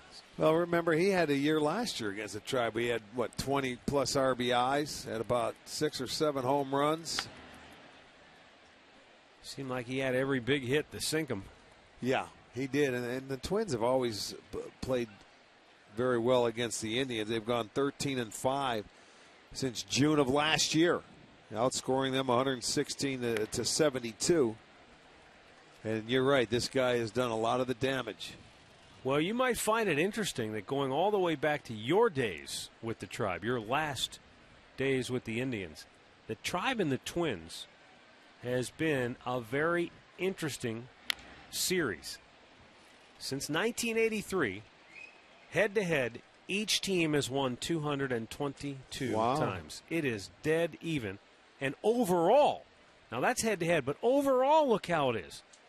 Each team almost within one game of each other. Now that includes 2 World Series championships for the Twins, 2 World Series appearances for the Indians. But look at that, the ERAs, the batting averages, that's incredible. Strike 3 called. Morneau knew it. That's the 5th strikeout tonight for Scott Kazmir, and the 3rd time he's had a Minnesota hitter locked up for strike 3. Let's check it out on our Nissan pitch tracker. There it is. It's the low heat right there. Locked him up. He must have been looking for the breaking ball. But he gets the fastball well located and gets his 5th strikeout. Yeah, I mean, can you even believe that almost 5,000 games for each team, and their batting averages are dead even? It's hard to believe. I'll tell you, I remember against the Twins, though, playing some, not me personally, when I've been broadcasting, we had a game here. It was 6 hours, I think, and 36 minutes, and I think it was about a 13-inning game. But it was a great game. It was an enjoyable, fun game. Great plays made, hits. Oh, it was fun. Well, and then you go back during the Eric Wedge, Ron Gardner head-to-head days. Those were intense matchups. They were always fun. Well, it was funny because the Indians started out in the Central when they were good. When it changed divisions, that's when they dominated. And they were beating up on the Twins, and the Twins were down. And then the Twins started to get those young players that the Indians had, the Torrey Hunters, the Matt Laughtons, and the other players. Jock Jones. And you know what? We saw the power go from the Indians over to the Twins, and then they dominated the Central for a while. Yep. So who was the first baseman? Doug Minkiewicz was part of that early resurgence. Right. Him in and Minnesota. Kenny Lofton used to hate each other. Yeah. I think he went. They'll appeal. No. James Hoy said he held up.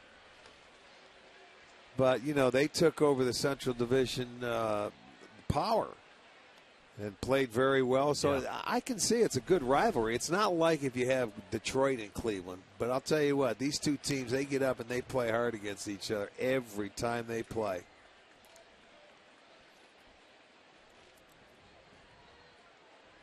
And now they have that new ballpark outside. It's fun to go out there. I hated that dome. Wasn't any fun to go there. No, because whether it's raining or not, you can talk about rain delays, rain outs, snow outs. Who cares?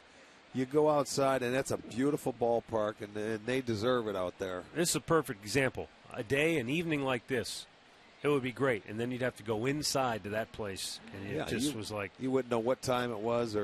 Your mood just suddenly went... Yeah, it was a time warp. Yeah. And they didn't draw well there, and they're drawing very well and have in their new ballpark, and rightfully so, because it is a beautiful facility right downtown. Well, I'm not sure what happened here, but Scott Kazmir getting the attention of Terry Francona and the training staff. He says he's fine, so whatever they saw, he says no big deal. I didn't see anything, did you? I didn't notice anything other than that a little bit of a command issue there, but every time a pitcher tugs at something or looks even a little bit uncomfortable. Unless, that they know something that's going on in between innings that we don't. He's saying, hey, maybe my back's stiffened up. I don't know. But he had the rib cage injury early to start the year, so who knows? He has retired 4 straight, striking out 3 of them. 3-2 pitch in the air, deep center, borne back, looking up, off the wall. And into second base with a 1-out double is Trevor Plouffe on a 3-2 pitch. He hit it a long way. And that's the 85th pitch of the night for Kazmir. Minnesota has the tying run in scoring position. Well, again, he challenged the right-hander with a fastball out over the plate. That's where Dozier got him and hit the home run. This one stayed in the ballpark because it was hit more to center field. Goes high off the wall. It'll go as a double. They have, out of their 5 hits now, they have 4 extra base hits, 3 doubles in the home run. Well, even though Scott Kazmir has made just 85 pitches, with 1 out in the 7th inning, Cody Allen is up in the Indians' bullpen. Yeah, this is a ball game. You're not scoring. You've got to, this may be his last hitter right now. That's why Gomes is going out talking to him. Allen looks like he's ready. Yeah. He was up at the start of the inning. It's not about pitch count because there's times when we saw Paul Bird pitch and other guys. Once you hit 75 pitches or thereabouts, you got to keep a really close eye on him because the things can happen so quickly. And this is his 3rd time through the lineup, and we're at the bottom 3rd now. Uh-huh. So Terry Francona is probably thinking, I don't want him to face these guys a 4th time through. Well, you get through 3 times, and you have to make your adjustments. He's gone at it. He's located his pitches. He's done really well tonight. But you have the lead going into the 7th inning. You don't get beat. You don't let Kazmir take the loss. You got to get into that bullpen. Now pitching carefully. Remember how aggressive he was early, and he was pounding the strike zone with first pitch strikes. Well, Dozier has the homer. Right. Plouffe has 2 hits now. Jamie Carroll has a double. All right-handed hitters. Yeah, he won't be around for Carroll. Like I said, this could be his last hitter. With Arcia and then Thomas, both left-handed hitters. It's interesting, the difference this year. Slugging percentage between the left-handed hitters and right-handed hitters against Kazmir, 262-point difference up for the right-handed hitters. Only Andy Pettit has a higher differential. Swung out and missed. Another left-hander. That tells you that he doesn't have a devastating changeup that he can throw to keep the right-handers honest. Nor that cutter that can come in that opens up the outside part of the plate. It's a fastball, slider, changeup, but that's changeup sort of a straight change. Yeah, it does that diving action. Right, the right-handers have done a lot of damage to him. 2-1 pitch. Inside. Almost got him. I'm surprised that Minnesota, obviously they're left-handed dominant, or they'd have the right-handers in there tonight. Well, Arcia in a 3-1 count.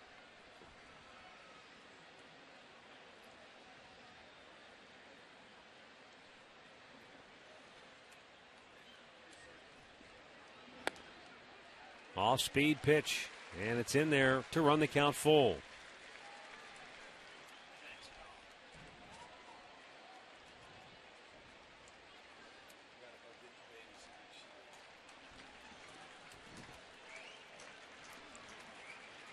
Payoff pitch. Strike 3 called. Kazmir with his 6th strikeout of the night, and the last 3 have all been looking. He's either painted in a perfect location or he's crossed him up. And that, again, is perfect location. Yeah. Not much you can do there as a hitter. Hopefully you could foul it off. He didn't try and pull the trigger, so he will go down. Now, because the trainer came out with Terry Francona earlier, this is the first official visit to the mound. Callaway just wants to talk to him. Well, they'll talk it over. We'll take a look at Miller Time, brought to you by Miller Lite. Scott Kazmir started the night. His first strikeout, a called 3rd against Josh Willingham. Got a double play ball in the 2nd inning. He's pretty much been on cruise control, save the solo homer hit by Brian Dozier to start the bottom of the 6th. He's had a half dozen strikeouts. He's thrown a lot of strikes out of his 91 61 pitches, 62 have been strikes. Yeah, and this will be his last hitter no matter how you shape it. Swung on and missed by Clete Thomas.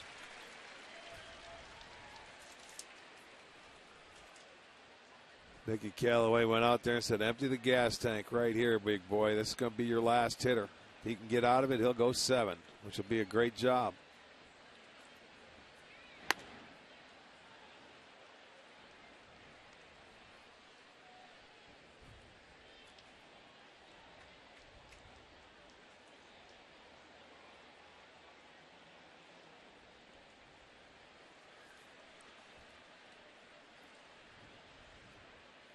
Swing and a miss, 1-2 the count. See that bottom hand fell off the bat there on Thomas. Took a swing. He's a guy that doesn't wear batting gloves, but he has some of the tape down there, maybe for grip. He took a swing at that one. The bottom hand came off the bat.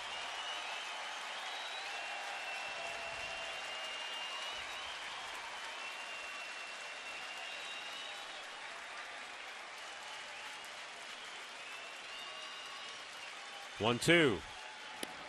Strike 3 called. Kazmir with his 3rd strikeout of the inning, his 7th of the night, and the last 4 all looking. It remains 2-1 Cleveland, and it's time now for the 7th inning stretch, brought to you by Spitzer Auto World. Life is hard. Buying a car shouldn't be.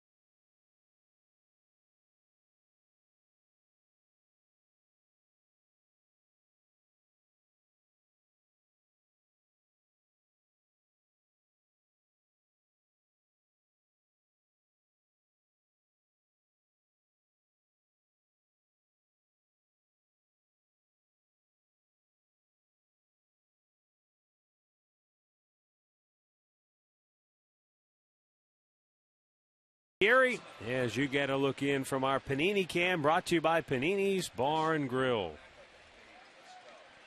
2-1 Tribe. Bottom of the 7th. Mark Reynolds deleted off, then Lonnie Chisenhall and Jan Gomes. Curveball up high, ball 1. Samuel Deduno has struck out 6. He has set down 4 Indians hitters in a row. Reynolds 1 for 2. His RBI hit in the 2nd gave the Indians a 1-0 lead. Struck out his last time up in the 4th.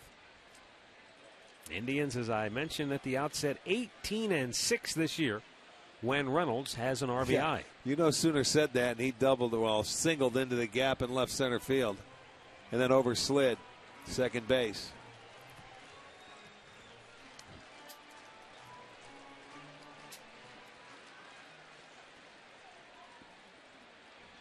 We mentioned at the time, official score Bob Maver, his ruling, and Redbird even went into the rule book, and it is in the rule book that the proper call. If you overslide the bag and don't truly occupy it, It's to be a single, not a double, even if the umpire calls you safe. Well, now, the interesting thing is Reynolds drives one deep down the left field line, headed for the corner. Hits hard off the wall. Willingham makes a great throw. And this time, Mark says, I'm not going to try it. I'll take my single. That's all right. That was a smart stop. What's interesting about the rule, though, is if you overrun second base while standing up and then get tagged out, then it's a double. But if you slide past the bag, you tell me what the difference is. Well, baseball's got to tell you. I can't. If you run past the bag or slide past the bag, you still went past it. Well, that's true, but I don't know. I don't know the ruling, but the Kegler does. He got it right. He knows the rules. He got it right. Moj. We need a shot of the Kegler. Can they not? They probably can't find him up there. No. Well, he might be out polishing his bowling ball for after the game. He's going down to the lanes to roll tonight, Friday night. Bob does a terrific job. There's he is. There's the big man. There he is. Wave to us. He looked down. Yeah. He's acting busy now. Pretend like you're working now. He never looks that serious. Lonnie Chisenhall.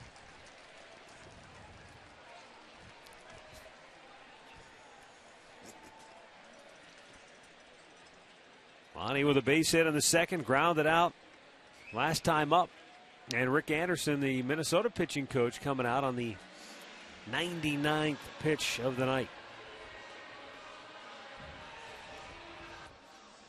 Well, the same two teams tomorrow afternoon. We mentioned earlier it can be seen locally on Fox 8 here in Cleveland. Check your local listings elsewhere. And then Rick and I are back with you here on Sports Time Ohio Sunday when the Indians wrap up the homestand. Carlos Carrasco coming off a phenomenal start, and he'll go up against Mike Pelfrey. And the Indians will hit the road. Yeah, for a long one. 11 games. We got 4, 4, and 3. We'll finally catch up to the season on that rain out in Chicago on Friday afternoon. They'll have the doubleheader. And then we'll be back to even. There's a rip job off the facing of the Minnesota dugout, and I tell you what, they didn't have a chance. If that fencing hadn't been there, somebody would have been wearing it.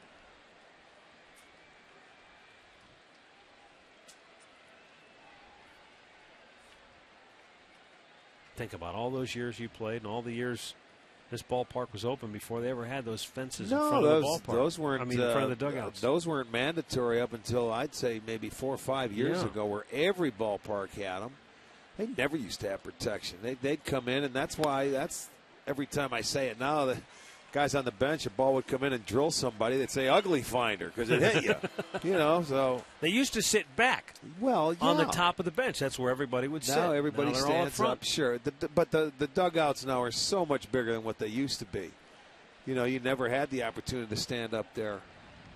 I mean, you go into some dugouts in like old Comiskey Park in Detroit and Tiger Stadium. Tiger Stadium was unbelievable. It's a joke.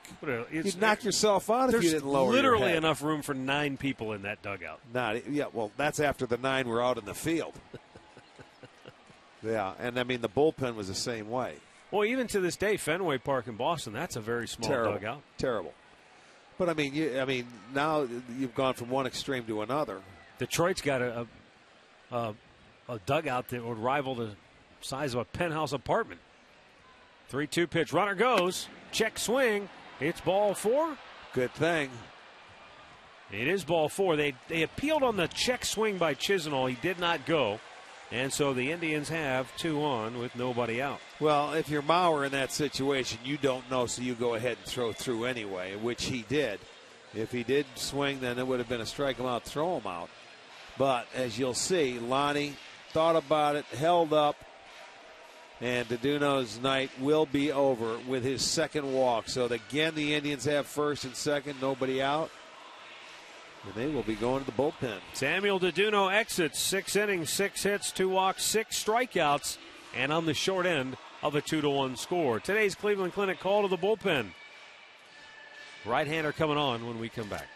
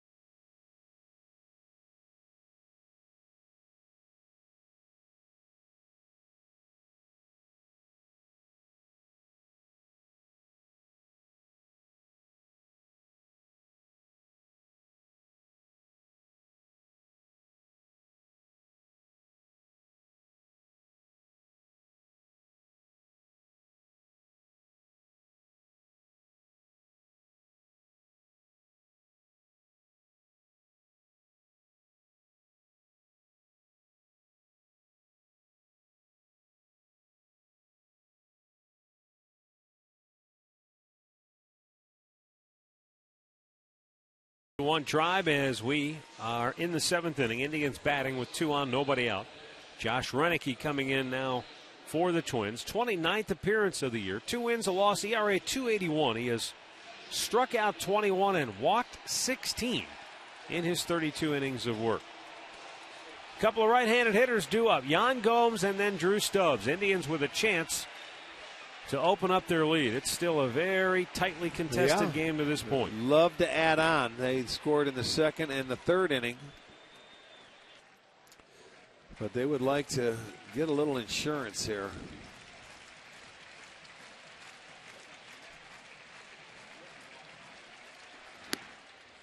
And a strike at the belt.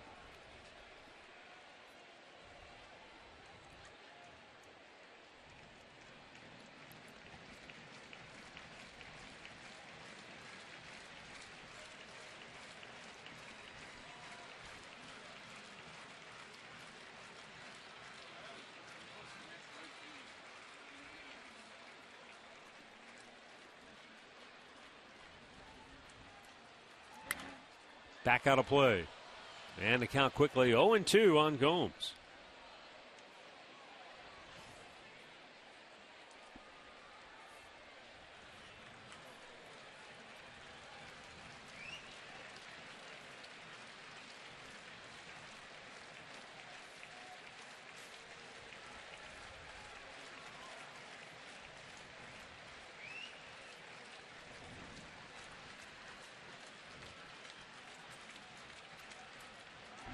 Outside, he missed.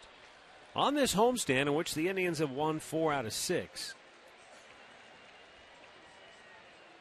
they have really done a nice job of scoring late in the games. From innings 5 on, they've outscored the opposition 16-7. So this is a key spot where you need to add on. Well, yes, you do. I mean, Gomes drives one center field. Thomas on the move, and he'll make the running catch. Reynolds will tag, and he'll get to third. So a good job by Gomes to at least get that runner to third base with 1 out now. Productive out, getting him over into scoring position. He hit that ball hard. He stays in the baseball very well inside of it. But you're right. In the 7, 8, and 9 innings over the year, the Indians have really been dominated, you know. Yeah, they have not been on the top side of that very often. No. So scoring late is good. But it's been a low-scoring series. I mean, a homestand. You know, the offense hasn't been there generated. The long ball hasn't been there. Been the pitching, as you pointed out in our open tonight. Yeah, the starters have really gone, given Terry some length. And Casimir did it again tonight. That's what happens tonight. when you win series. It doesn't matter. You don't have to be outslug them. Go out there and just beat them. The one thing I've got concerned about is the way the defense has played. They've made some rough errors. Well, right now, Minnesota's defense is looking to turn 2. Middle infielders halfway in. They want to try to turn a double play. Corner infielders even with the bags. Drew Stubbs trying to get one to the outfield so Reynolds can tag and come home. Now, Mark is not a burner by any means.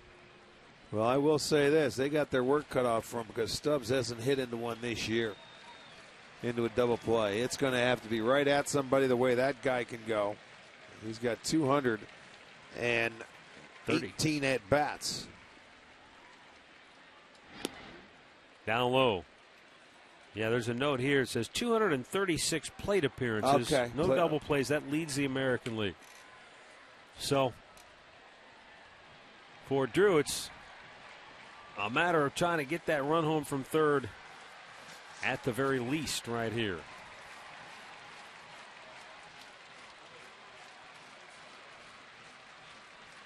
Just 1 sac fly so far this year for Stubbs.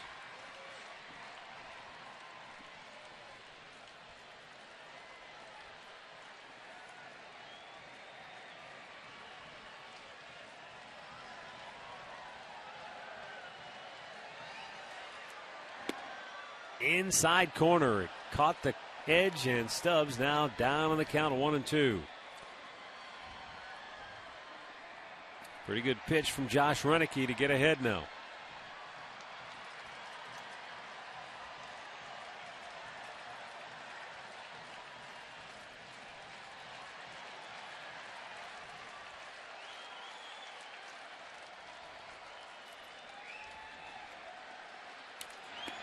Low and away and able to hold up. That's a pitch sometimes for a right-handed hitter like Stubbs, tough to lay off.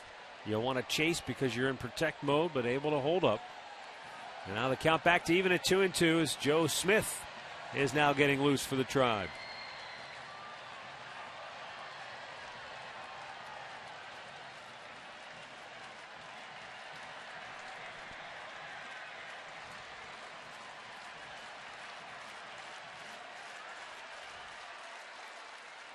Ripped the third, a base hit into left field. Chisenhall will stop at second as Reynolds comes home to score. 3-1 Cleveland. Drew Stubbs with his 22nd RBI on the year. And a nice piece of hitting. He was down to the count. He got it back to even and then pulled a pitch perfectly through that hole on the left side. And it's a fastball. This is going to be our McDonald's. I'm loving it. A big hit for Drew. Finds the gap. Gives him a little insurance here. Makes it a 3-1 ball game. That's his 22nd RBI. So he's driven in one. He's scored one. And this inning is going to continue as the Twins go back to their bullpen. Ron Hart, Gardenhire, with today's Cleveland Clinic call to the bullpen. He wants the left-hander now to face Michael Bourne.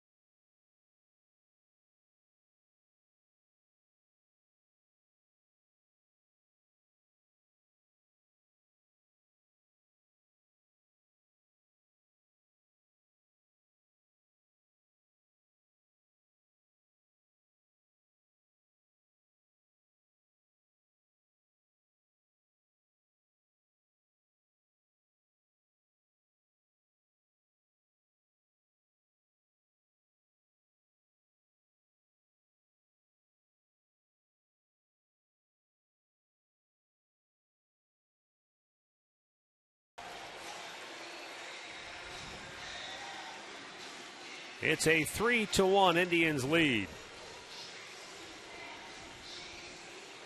And now pitching for Minnesota, the left-hander, Brian Dunsing. He's coming on for the 35th time this year. Most appearances from a Twins pitcher.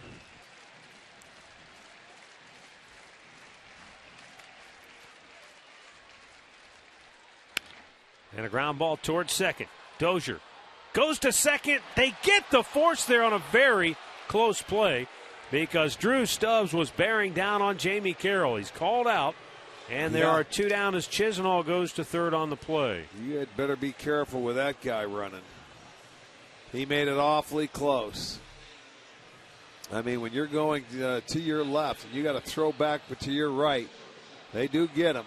But boy, if he went straight into the bag, and normally as a base runner, you try and take that guy out so they can't turn the double play, and they wouldn't have anyway with Michael running. But he would have had a chance if he went straight into the bag.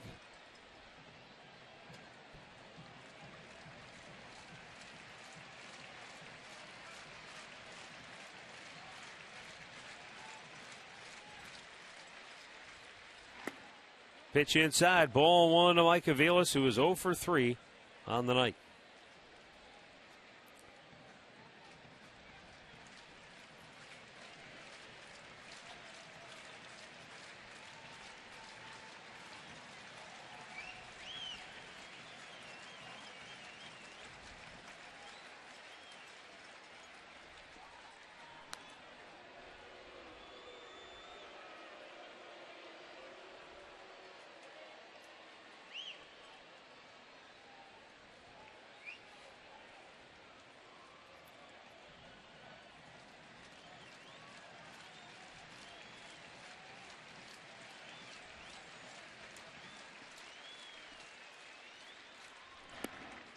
Avila's taking 2-0.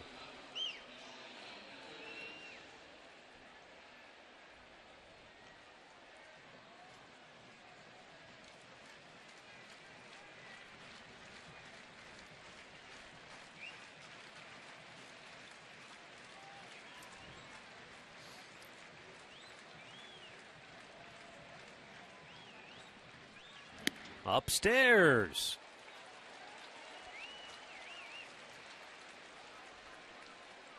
Almost looks like he doesn't want to mess around a whole lot with Avilas. We've got Kipnis on deck. I don't know if these two have a history or not.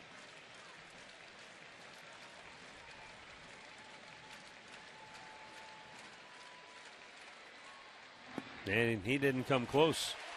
So the bases are loaded. And there are 2 down. Jason Kipnis coming to the plate left on left. And while the numbers might say this is the best matchup for Minnesota, keep in mind Kipnis has hit .287 against lefties, .255 against right-handers this year. John McDonald into the ballgame now for Lonnie Chisenhall at third base. Better speed, and of course he'll come in defensively now. We've seen that a number of times in late game situations.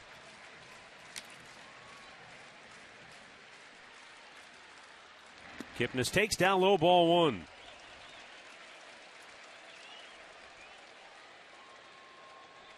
There he is. He's sitting over there talking to the kid. Picking his brain, telling him what to do. That's what you do as a veteran. Kipnis a swing and a miss. Pretty good pitch right there. 1-1 to count.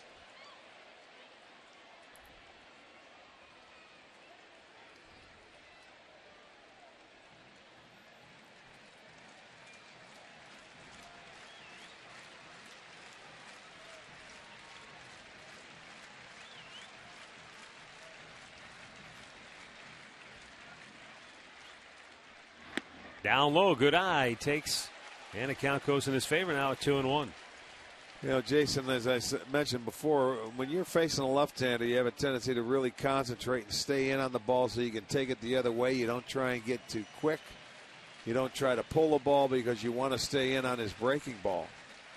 And that could be one reason why he's done a nice job against left-handers this year.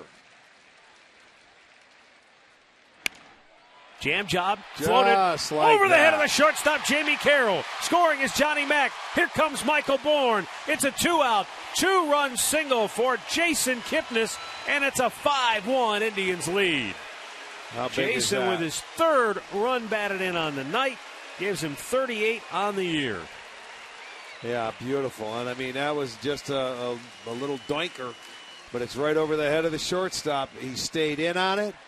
He tried to run the fastball in there. When you're concentrating on hitting the ball the other way, you don't have to hit it hard if you hit it in the right spot, right over the head of Carroll. And, boy, that's a big hit right there. Just to add on again with 2 outs. You know, what more can they do? That's beautiful. Yeah, it goes back to what we were talking about earlier. The Indians on this homestand have now outscored the opposition from the 5th inning on 19-8. There you go, late in the game. Santana, big swing and a miss. Okay, so Deduno will be charged with 2 of those 3 runs. Well, he's given up 4 out of the 5. Renicky gives up the other one. And the Indians still have a pair out there. And Santana with a liner right at the second baseman, Dozier, to end the inning. He hit it hard, but right at Dozier. The Indians score 3, and we'll go to the 8th. 5-1 Cleveland.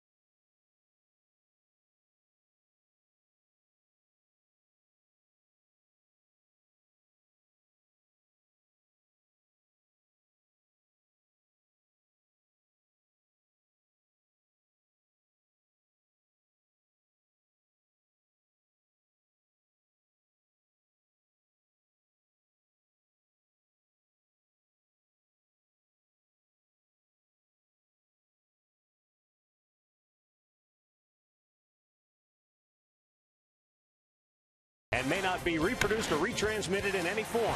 And the accounts and descriptions of this game may not be disseminated without the express written consent of the Cleveland Indians.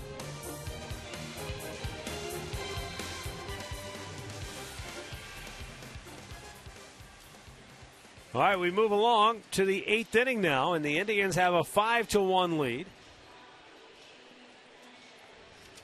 Joe Smith on the pitch after Scott Kazmir went 7 strong innings tonight. And Smitty's got a 4-run cushion to work with now as he appears for the 29th time this year. Scott K, the second time this year he's gone 7 innings. Didn't walk anybody. Got to like that.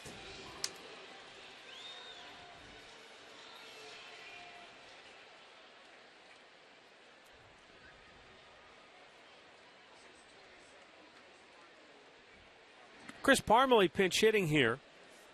You were mentioning it, Rick, last inning with Arcia and then Cleet Thomas. If potentially Ron Gardenhire might go to his bench. The problem he had in that situation is Parmalee's his only other outfielder. He's a left-handed hitter. Yeah, right. And the other 2 guys on their bench are 2 switch-hitting infielders. So he was kind of locked in to Cleet Thomas, or he goes for another left-hander against the left-hander. Well, and I'm sure that's why Thomas started, because he liked option number 1 in the lineup to begin the game. Yeah, yep.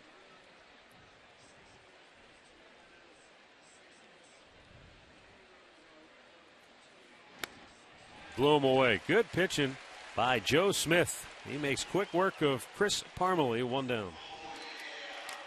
Time now to get the answer to the AT&T trivia question. Is this Carlos Baerga? It's got to be the guy we had up in the booth. I would think so. He had 200 hits. Yeah. 92, 93.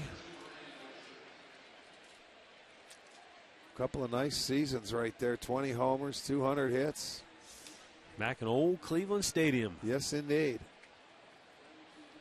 Think about the kids now that have grown up in this city, have never seen it. And yeah, they this just is all hear they it. know, this This ballpark. is it, man, since 1994. This is 20 years now.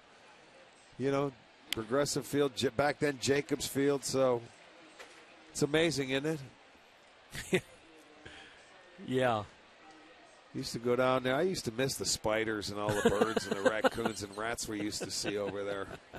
It was like Mutual of Omaha. You know, remember walking into the press box, you'd walk up there and walk across the catwalk to the... Old Joe and Angelo would be up there. Oh, my goodness. That was when you knew that you had sort of achieved some level of media status when you didn't have to show your badge. To Joe or Angelo. To get across the catwalk.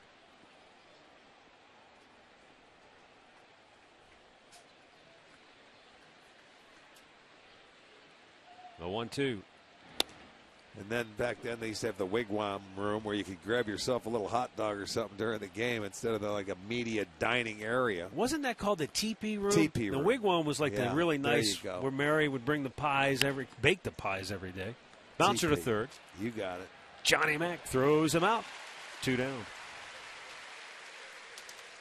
Late innings are brought to you by Captain Morgan Rum. Raise a glass, always in moderation. Well, you didn't spend a lot of time up there. I mean, that was... No, I didn't, but that was fun Yeah. when I did. You know, you're right, I didn't. I spent probably 3 years up there. I got a funny TV story to tell you about old Cleveland Stadium. Back when there weren't a lot of games on television, right. The local TV stations would send their camera guys down there to shoot highlights of the game. Right. And they'd set up in the press box like high home and just shoot the highlights. Well, one camera guy was pausing his camera during the action and then starting it in between. So they had 9 innings of the catcher throwing the ball back to the pitcher. Warming up. No highlights. He just had the... And how long did he work for that station? Boy, it was... he just had it backwards. Oopsie. Oops. Sorry about that. Oh, that's good. That wasn't you, was it? No. Oh, okay. It was a story relayed to me by the great John Tellich. JT. I thought you were going to tell me Nev. That photographer would not have survived if it had been Nev.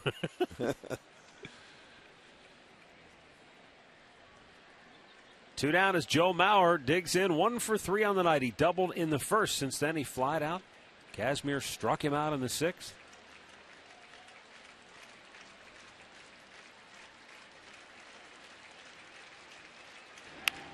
Nice pitch. Rolls it to first. Reynolds takes it himself. Joe Smith, a dominant 1-2-3, 8th inning. 5-1 Cleveland.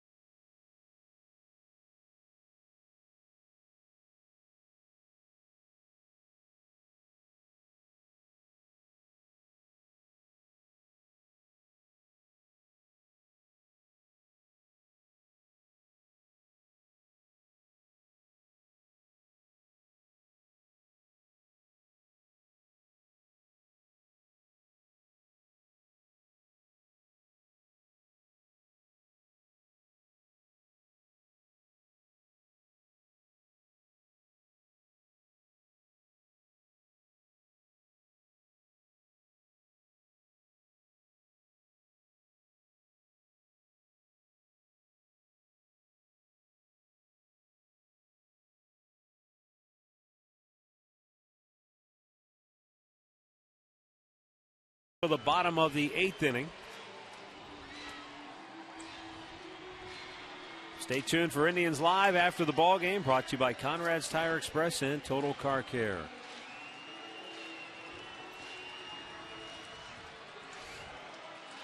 I believe we have another new pitcher for Minnesota. Yeah, I think you're exactly right. We got a left-hander on in relief of Brian Dunsing. And also defensively now, Pedro Florimon, I believe, has come into the ball game for Jamie Carroll. That is correct.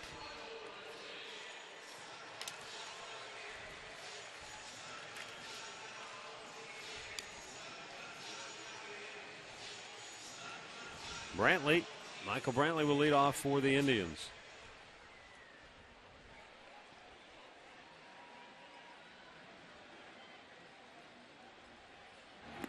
Down in the dirt.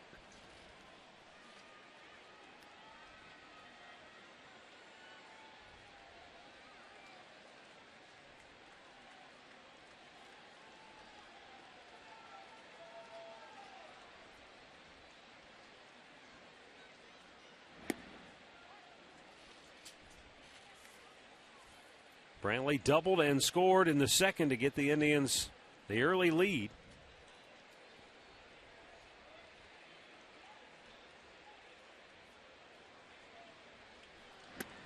That pitch is inside.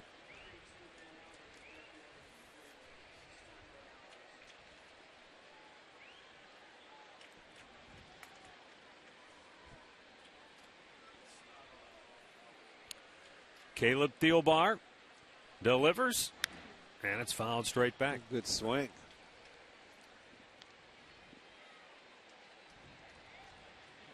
Manny Pistano and Matt Albers up in the Indians bullpen.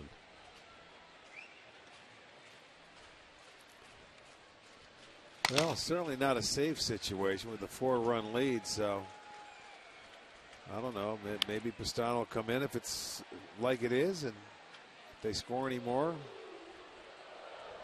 maybe Albers, who knows? Unless Vinny's just trying to get some throwing in. And Albers is going to come in with the 4-run lead anyway. He's just up soft toss and just get loose. Yeah, it might be like a lot of pitchers will do that. Just in case he gets called on, he's not warming up ice cold. I don't know. Well, that, and sometimes they, after yesterday's off day, you like to come out and just get some throwing in. Brantley strikes out, 1 down.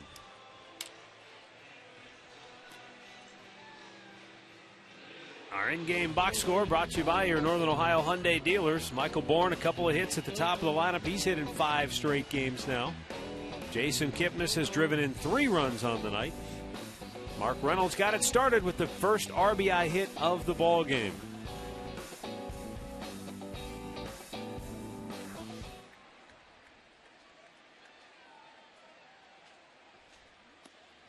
Down low. Caleb Thielbar grew up in Minnesota, but he was originally drafted by the rival Milwaukee Brewers in the 18th round out of South Dakota State. That is a rivalry, too. But Thielbar's, he's done it the hard way. He washed out with the Brew Crew, and then he went to the independent St. Paul Saints. And then the Twins took a flyer on him a couple of years ago. But he didn't make his debut in the big leagues until this past May. Yeah, I don't recall seeing him the last time we played him. Up high with the pitch, 3-1.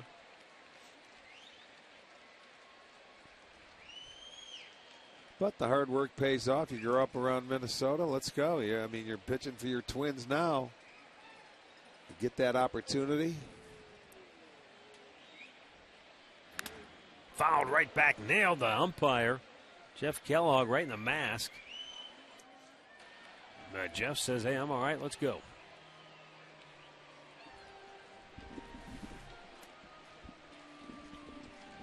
Yeah, watch this. Boom. Just put it on a different plane, and it went right into the mask. And I mean a direct hit. You see those shoulders flinch? I don't care how long you do that, that still has to hurt, and it's got to scare you. Have you ever sat behind home plate, at a ball game and had one of those foul balls come right back at you and you jump? I mean, it's scary. Done that at Little League games before. It's just as frightening.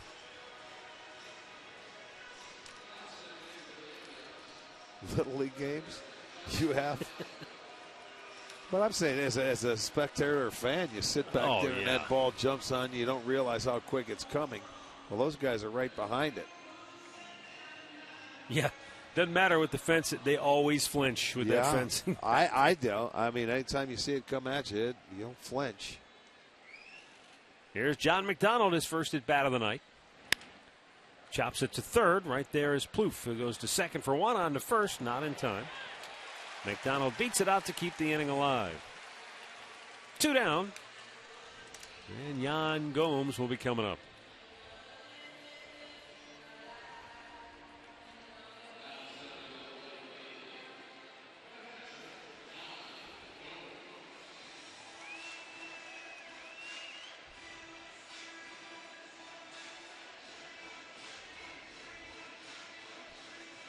Caleb Thielbar, who, as I mentioned, grew up in Minnesota, made his major league debut in Atlanta. He got the call around noon to get from the Twins' top AAA club to Atlanta, Turner Field. So where's that? Rochester? Yeah. He got there 30 minutes before the game. That's perfect. He didn't get to the bullpen until the 3rd inning, and then he got into the game in the 7th. Gave up a base hit on the first pitch he threw, and then got the next 6 batters striking out 3. No time to think about it. Just go get him. Yeah, right. Obviously, that's a huge deal for his family, who, they're Twins fans, and for their son to make it and get to the big leagues and make your debut for the Twins, that's dream come true for him. And even more special, they said that he was pitching to Joe Mauer, who's truly a Minnesota hero. Yeah, you grow up there, no doubt. And one of Minnesota's own. 1 on, 1 out here for Jan Gomes. 0 for 3 on the night, but he had a key at bat in the 7th inning. He flied out, but he moved the runner over. Kind of helped keep the momentum going in the Tribe's favor. Here's a pop to right. Arcia in. He makes the catch, and the side is retired. Well, we'll go to the 9th. 5-1 Cleveland.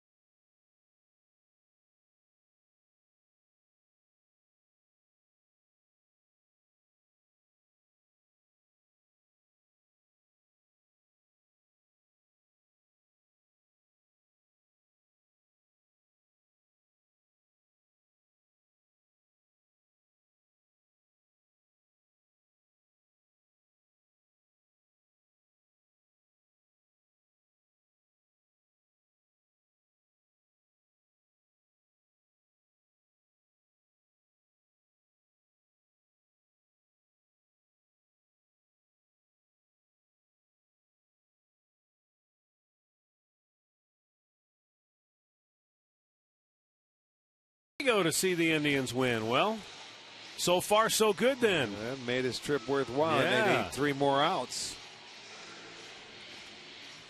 And the Tribe will turn out of Vinny Pistano here in the 9th inning. Stay tuned for Indians Live, brought to you by Conrad's Tire Express and Total Car Care. And the highlights, analysis, reaction from the Tribe clubhouse, and a whole lot more.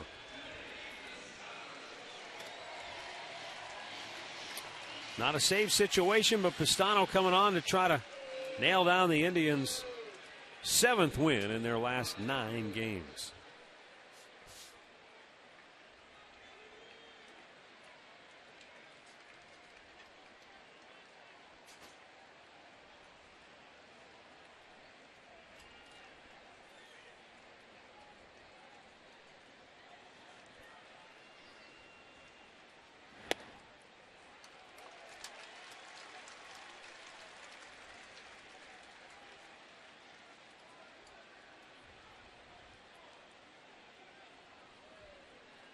Ryan Domit, 0 for 3. All 3 times he is grounded to short. Pistano with a pretty good off-speed pitch, and it's quickly 0-2.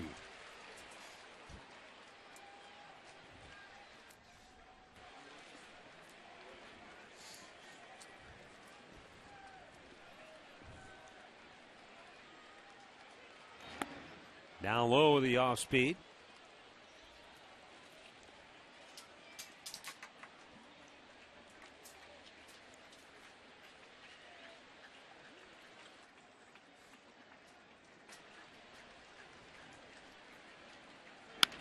Hit on the ground of the second baseman, Jason Kipnis.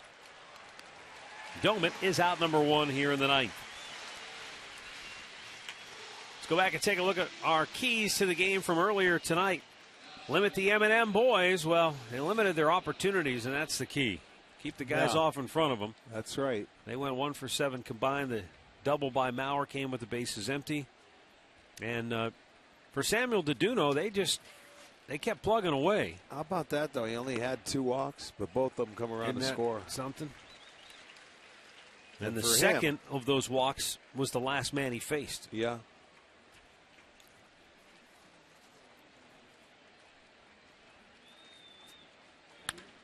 Line to the shortstop, caught by Aviles.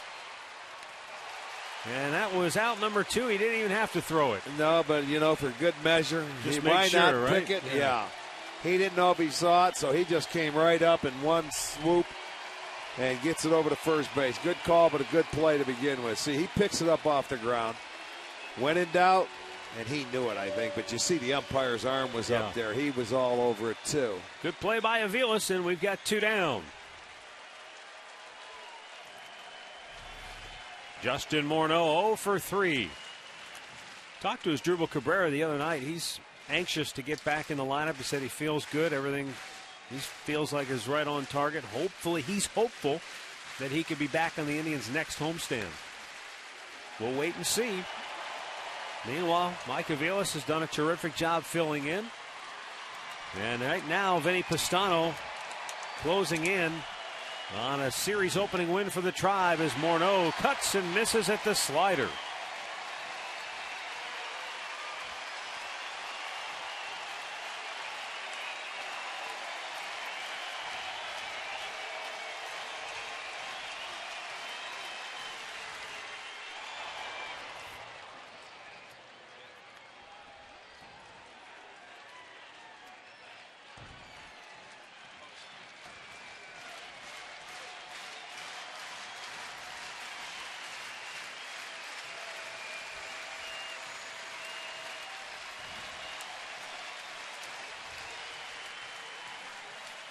There's the pitch. Weekly chop off the mound. Pistano, bare hand grab and throw. Got him! Oh, a sensational play by Vinny Pistano. He says, I'll take this one. I got this, boys. 1, 2, 3 go the Twins in the 9th. And the Indians win it by a final score of 5-1. How about this? Never a doubt. He snatches that thing like, man, he couldn't wait. He had glue on his hands. He was going to get it and barehand it and throw him out. A beautiful play by Pistano to end the game. He snatched that like a bear snatches a honey pot, man. He grabbed it, whacked that thing right out of the air. Yeah. Vinny Pistano, he wears his emotions on his sleeve. He pitches with the intensity of a linebacker. And he jumped on that ball and whirled through it to first. The Twins go in order. And the Indians have a series opening win. They've won 7 out of their last 9 games. They're now 37-35 on the year. And if Boston hangs on to beat Detroit, the Tribe could close to within 3 games of the Tigers in the AL Central. Time now for our key play of the game, brought to you by Key Bank. Well, let's go to that 7th inning, and you're going to see Stubbs that goes ahead and drives him in, gets a base hit, picks on a nice fastball as Reynolds scores, and then Kipnis a big 2-out base hit off the left-hander, mind you. Drives in a pair. That's a 3-run inning, and that gave him the insurance. It was a 2-1 ball game up until that point. It's the Key Bank key play of the game. Proud to be the banking home of the Cleveland Indians. We'll be back with some final thoughts right after this.